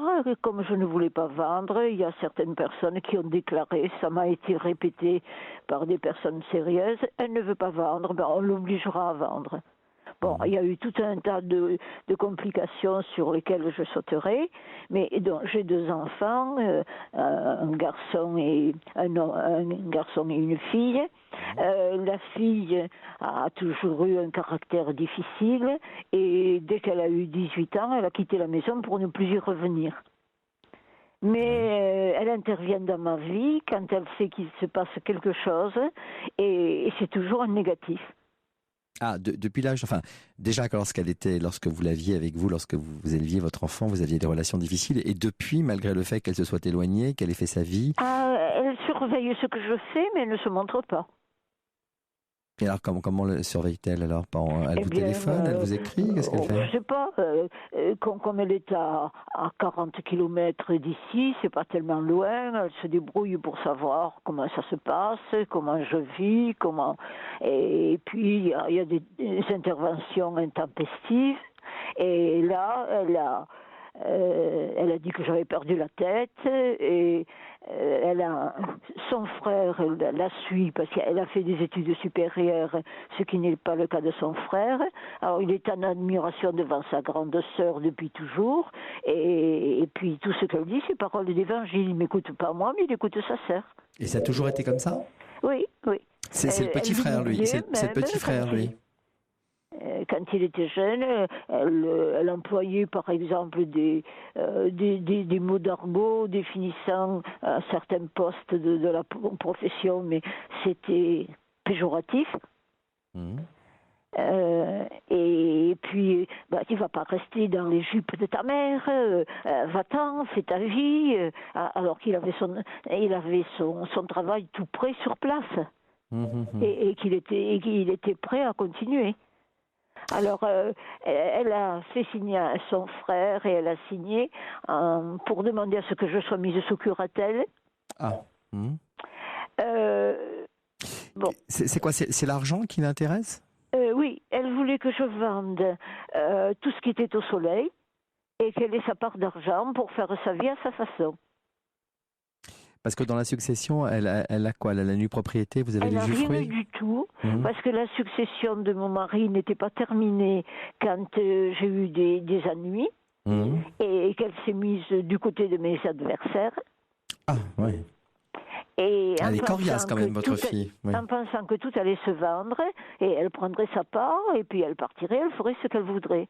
Mais ça n'a pas marché comme elle avait pensé. Bon, ça s'est vendu, une grosse partie s'est vendue, le reste est bloqué, mais c'est d'autres personnes qui n'en profitaient pas, elles. Alors, quelques années après, 4 ou 5 ans après la mort de mon mari, il y a un vieil ami qui s'est rapproché de moi et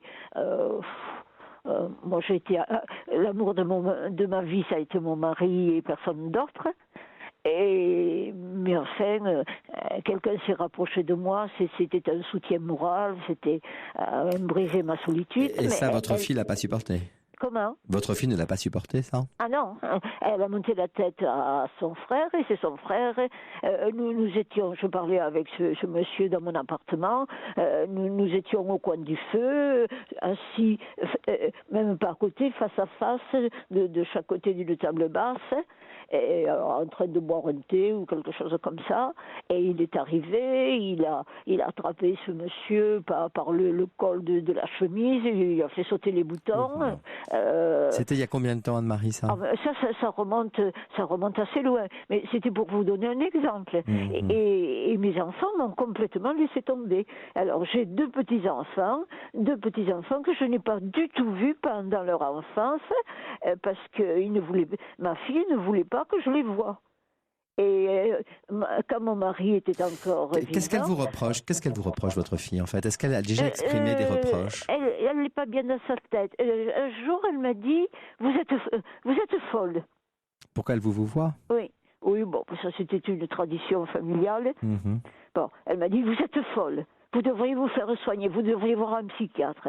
J'ai dit, tiens, c'est très bien. On va y aller. Alors, je l'ai prise au dépourvu. On est monté dans la voiture, on est allé à Narbonne, pour ne pas citer la ville, où je connaissais un psychiatre. Et tout le long du chemin, elle a été impossible en me disant que je conduisais mal. Elle voulait conduire, elle venait à peine de passer son permis. Je ne me serais pas sentie en sécurité là, si je lui avais laissé la voiture. Et puis on avait un rendez-vous, il fallait être à l'heure. Bon, on est arrivé chez ce psychiatre. On s'est assis et puis tout de suite elle s'est trémoussée sur sa chaise et elle s'est levée en rabattant la chaise et elle a dit qu'elle allait fumer une cigarette dans la rue et elle n'est pas remontée. Alors moi j'avais vu ce psychiatre auparavant lui disant, écoutez, j'ai des difficultés avec ma fille, alors je voudrais savoir, est-ce que c'est ma faute ou est-ce que c'est la sienne? Est-ce que je suis une mauvaise mère? Est-ce que je ne fais pas ce qu'il faudrait que je fasse? Et ce psychiatre m'a dit, mais rassurez-vous, vous êtes une maman tout à fait normale, mais votre fille a besoin d'être soignée. Et elle ne s'en tirera pas seule si elle ne se fait pas soigner. Mais elle venait d'être majeure, donc je n'ai rien pu faire.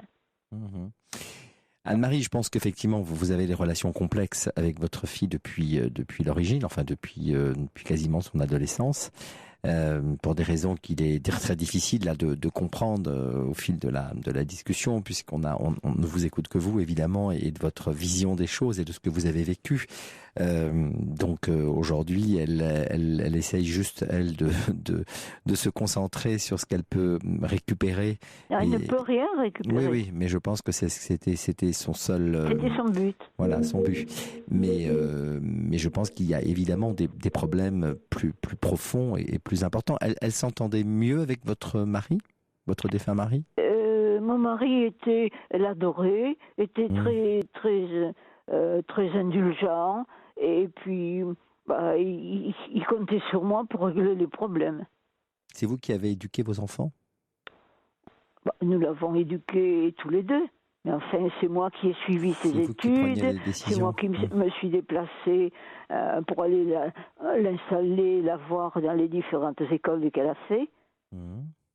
Et quand elle est partie à l'âge de 18 ans, comment a-t-elle vécu? Comment financièrement déjà s'est-elle assumée? Elle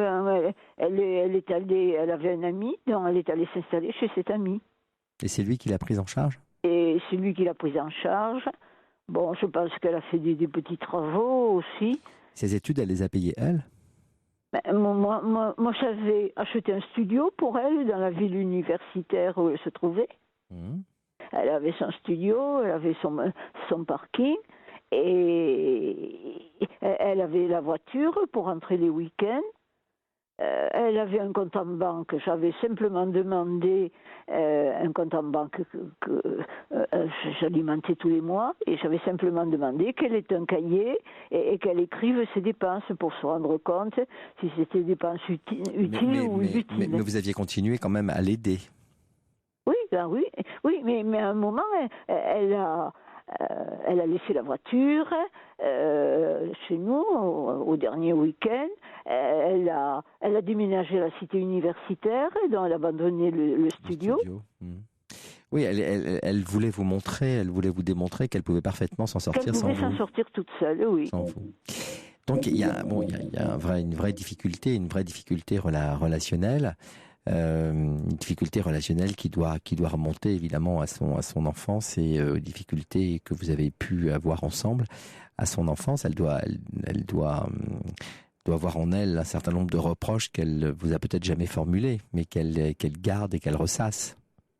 Oui, alors c'était des réflexions du genre, j'allais chez la coiffeuse, quand je rentrais, elle vous a loupé la couleur.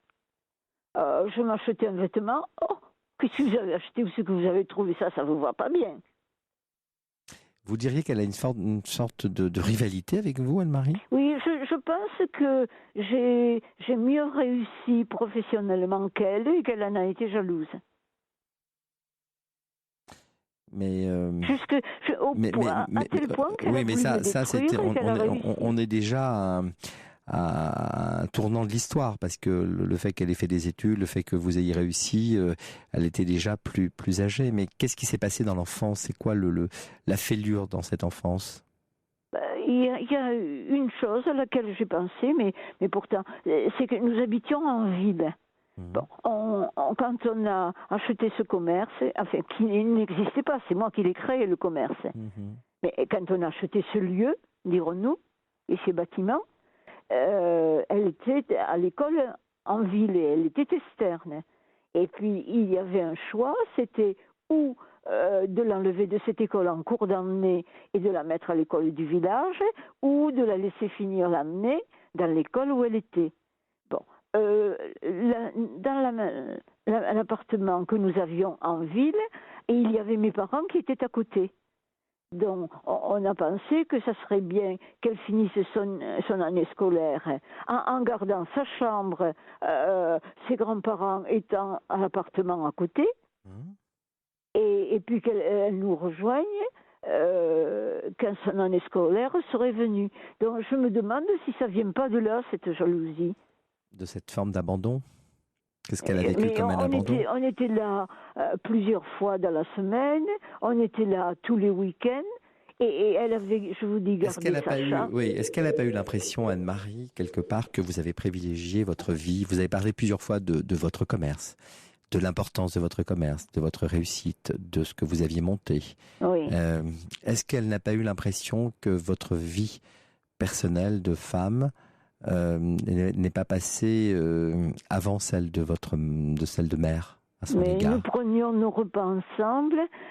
J'allais voir ses professeurs. Oui, vous vous êtes préoccupé de son avenir, mais est-ce qu'elle n'a pas eu l'impression de pas avoir peut-être la maman elle a peut-être idéalisé la maman qu'elle aurait souhaité avoir, une maman peut-être plus présente. Je fais pas de reproche, j'essaie juste de comprendre, Anne-Marie. Non, mais j'y ai pensé moi aussi. Mais lorsque vous nous expliquez quand même que vous avez beaucoup tenu à privilégier votre vie professionnelle, votre vie, et c'est pas un reproche, mais votre vie de femme qui est, bon, vous avez 84 ans, donc vous êtes né dans les années 30. Oui, 32. Dans les années 32, vous étiez précurseuse pour une femme qui ça m'a causé beaucoup de problèmes. Bon, mais je pense que vous ne ressembliez pas probablement à toutes les autres mamans en 1934, donc des autres enfants que côtoyait votre fille.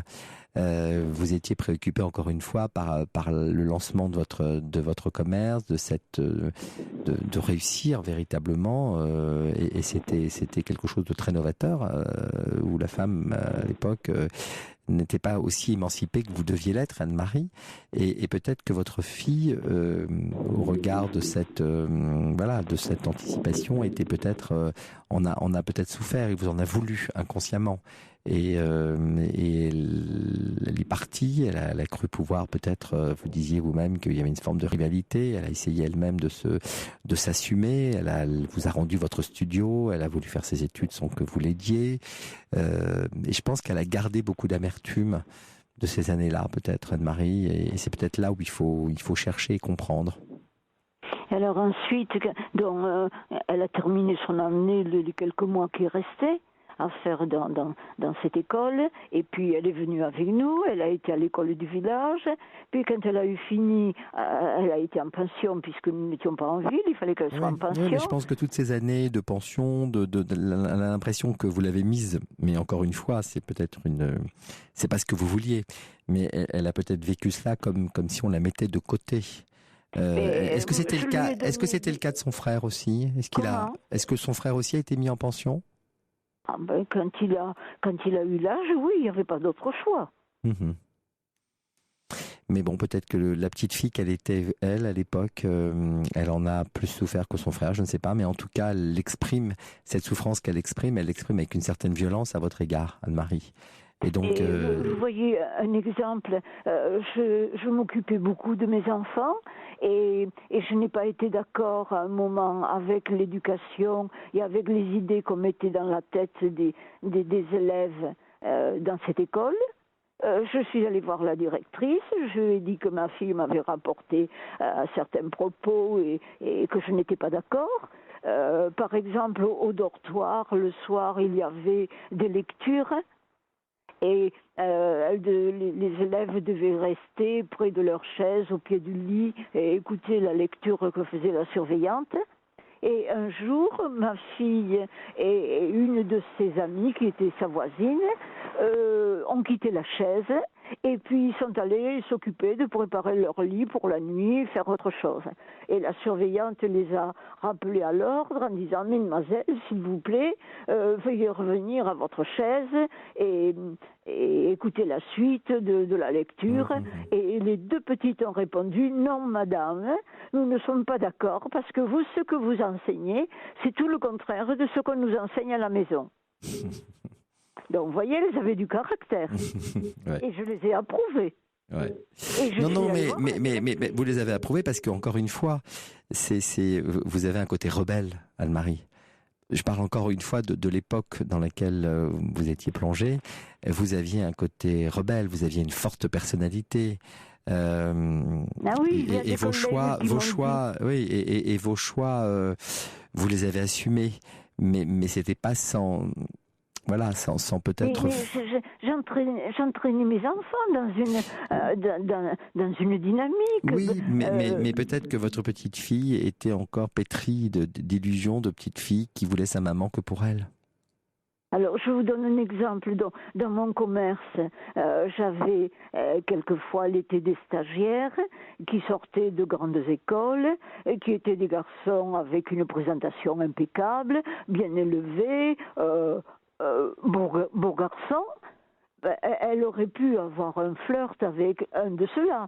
Mais non, elle a eu un flirt avec le plongeur qui était sale. Oui, mais parce qu'elle voulait vous provoquer. Oui, sans arrêt. Anne-Marie, vous avez fait la fille qui vous ressemble, mais cette fille qui a beaucoup de caractère finalement, cette fille avec une certaine forme de violence, elle a voulu s'affirmer. Vous étiez une mère... Alors je dis pas parfaite parce qu'il n'y a pas de, mais vous étiez quand même, vous sortiez du cadre de cette époque. Vous étiez encore une fois précurseur. Donc comment faire avec une mère qui a déjà une certaine, on le voit, vous avez des qualités. Vous êtes intelligente, vous êtes fonceuse, vous êtes ambitieuse. Alors à partir de là, il fallait qu'elle se démarque et en se démarquant, il fallait qu'elle fasse tout le contraire de ce que vous attendiez d'elle. Et seulement, elle a détourné mon fils aussi. Oui, mais elle a détourné votre fils qui est bon. Il est un peu sous son influence et peut-être qu'il n'a pas eu beaucoup à faire pour qu'il se range de son côté. Mais ce que je veux dire, Anne-Marie, elle ne vous a pas compris, mais vous ne l'avez pas comprise peut-être non plus. Donc il faudrait peut-être... C'est terrible, mais peut-être renouer avec elle pour essayer de... Ce n'est pas possible. C'est pas possible, Anne-Marie. Ça fait... bientôt 6 ans qu'elle n'est pas venue chez moi. Je ne sais même pas où elle habite. Elle ne m'a jamais montré sa maison. Oui, je pense qu'elle veut montrer qu'elle a cette force et cette force de caractère que vous aviez aussi et que vous avez, Anne-Marie. Oui, en fait, votre fille, Anne-Marie, elle s'est mise à fréquenter des gens peu fréquentables. Oui, mais Anne-Marie, votre fille, la drogue. Votre fille, elle vous ressemble. Contrairement à ce que vous imaginez, elle vous ressemble. Oui, mais je n'ai pas dévié. Non, mais c'est pas. Mais c'est la déviance ce que vous appelez vous une déviance. C'est si elle vous défie à vous. C'est une défiance. C'est sa défiance à votre égard. En se montrant une professionnelle de qualité. Parce que elle veut vous faire. À la drogue et à l'alcool. Mais elle veut vous provoquer. Ah oui, mais celle-là, on ne se voit plus du tout. Alors, vous savez, Valet de Cœur d'ailleurs nous dit, votre fille ne sera-t-elle pas, c'est ce qu'on disait tout à l'heure, ne sera-t-elle pas envieuse, voire jalouse de votre liberté de choix, de vie et de décision de femme, c'est ce qu'on disait tout à l'heure. Oui, mais moi j'ai été choisie les deux en même temps par un homme de qualité. Oui, mais elle ne fait pas les mêmes choix. Vous ne pouvez pas. Elle a fréquenté des marginaux. Moi, j'ai des relations très larges. Maintenant, je ne reçois plus parce que je suis seule et âgée, mais quand je recevais des amis à ma table, je ne pouvais pas les recevoir tous ensemble parce qu'il y aurait eu des conflits. Parce qu'il y en avait qui venaient de différentes origines et qui ne se seraient pas entendus. Disons qu'il y avait des personnes qui faisaient partie de la noblesse avec des idées très, j'allais dire rétrogrades, non, mais enfin des idées très très fixées, et puis d'autres beaucoup plus libéraux, beaucoup plus marginaux. Mais c'était quand même un choix de personnes cultivées, intéressantes, et alors qu'elle s'est mise à fréquenter ce qu'il y avait de plus moche dans le pays. Vous savez, Cathy, elle nous dit, c'est bien déjà que votre fille n'ait pas raté toutes ses études, elle dit qu'elle a eu une mère très émancipée aussi, et elle a tout raté, elle. Ça veut dire que le modèle que vous lui avez donné, il y en a qui s'en inspirent. Elle a voulu s'en détacher pour exister. Et oui, mais qui faire ? Mais oui, mais que faire ? Mais il faut juste comprendre déjà cela. C'est-à-dire qu'il faut comprendre que c'est parce que vous étiez un modèle inatteignable peut-être pour elle, que pour exister, il a fallu qu'elle tue la mère en quelque sorte. Oui, mais elle l'a fait, elle l'a tué la mère. Mais elle l'a tué. Donc maintenant que vous arrivez à comprendre cela, peut-être qu'il serait temps que vous preniez la plume et que vous lui écriviez une longue lettre. Je lui souhaite, elle ne me répond jamais, elle ne me souhaite ni le nouvel an, ni mon anniversaire, rien du tout, mais moi, pour son anniversaire, j'envoie toujours quelques mots, chaque année. Mais c'est pas juste bon anniversaire ou un cadeau qu'elle attend, peut-être qu'elle attend juste que vous essayiez de comprendre. Oui, mais elle n'a pas essayé. Pour cela, moi, je veux bien, mais il faut qu'on se rencontre. Elle ne veut pas me rencontrer. Mais vous pourriez lui écrire une plus longue lettre que juste un petit mot pour son anniversaire. Une longue lettre où vous lui disiez peut-être que vous avez fait des erreurs, peut-être que vous avez cru bien faire, peut-être que c'est vrai que vous aviez fait des choix dans votre vie dont vous pensiez qu'elle pourrait s'inspirer à l'époque parce que c'était pas le modèle habituel et que vous pensiez que cette émancipation, cette ouverture d'esprit que vous aviez, cette ambition que vous aviez, vous pensiez la lui transmettre et vous pensiez que c'était des valeurs qui, à l'époque, auraient pu lui permettre, elle aussi, de réussir d'une certaine manière. En tout cas, mais là, elle n'a plus envie de m'écouter. Je pense que même une lettre, elle me la retournerait sans la lire. Alors, je vous raconte ce qui s'est passé là récemment, il y a 4 ou 5 semaines. J'ai voulu essayer de rassembler. Donc, mon fils a perdu le travail. Il devait s'installer sur la propriété. Il n'a pas pu à cause de toutes les difficultés. Elle a fait des magouilles. Elle est allée trouver des hommes de loi. Elle est allée aux impôts pour essayer de me créer des ennuis. Elle a fait courir des bruits. Oui, elle veut juste vous montrer. Mais oui, mais elle veut juste vous montrer qu'elle est. Oui, mais j'ai bien compris qu'elle essaie de vous nuire, mais elle veut juste vous montrer qu'elle peut être plus forte que vous. Elle a été plus forte, elle a tout détruit dans ma vie. Ben oui, mais c'est peut-être pas ce qu'elle voulait. Elle voulait juste montrer que que dans les affaires, dans la gestion de certaines choses, elle pouvait y arriver elle aussi. Elle essaye juste d'exister. C'est terrible ce que je vous dis parce qu'en même temps, j'ai bien compris que cette volonté de vouloir exister et de se comparer à vous, finalement, elle a tout détruit. Elle s'est détruite elle se détruit, elle vous détruit, elle a détruit son frère, elle a détruit l'harmonie familiale. Tout cela, c'est vrai. Alors je n'ai pas vu naître et je n'ai pas vu grandir ma petite fille. Ouais. Mais je pense que tout n'est pas perdu. Enfin, peut-être que je suis peut-être d'un optimisme déconcertant, mais il va plus nous rester beaucoup de temps. Je suis désolée, Anne-Marie, parce que le carillon d'une heure va sonner là dans quelques minutes. Il nous reste juste 2 minutes, donc ça va être un peu compliqué. Mais je voudrais juste que j'ai bien compris. Vous nous avez donné un tas d'exemples, Anne-Marie, qui montrent que votre fille a été extrêmement nocive aujourd'hui et malheureusement ne s'est pas appuyée sur tout ce que vous avez essayé de lui transmettre. Voilà, et pour plein de raisons qu'il est difficile ici de reprendre et d'expliquer. Mais je pense quand même que vous pourriez quand même sauver si c'était possible votre relation avec vos 2 enfants. Je pense, alors peut-être par le biais de votre fils, peut-être écrire à votre fils, si votre fils est plus accessible. Mais mon fils s'est retourné aussi contre moi. Oui, mais peut-être qu'il est plus accessible, plus malléable, peut-être que vous pourriez... J'essaie de vous dire en 2 mots, puisqu'on a peu de temps. J'ai essayé de rassembler les éléments de la famille. Bon, ma fille a eu une fille, mon fils a eu un fils, et mon fils a une compagne maintenant. Donc j'ai essayé d'inviter tout le monde chez moi, à ma table, pour essayer de... C'est bien ça, c'est bien Anne-Marie. Et alors ? Mais ça s'est très mal passé.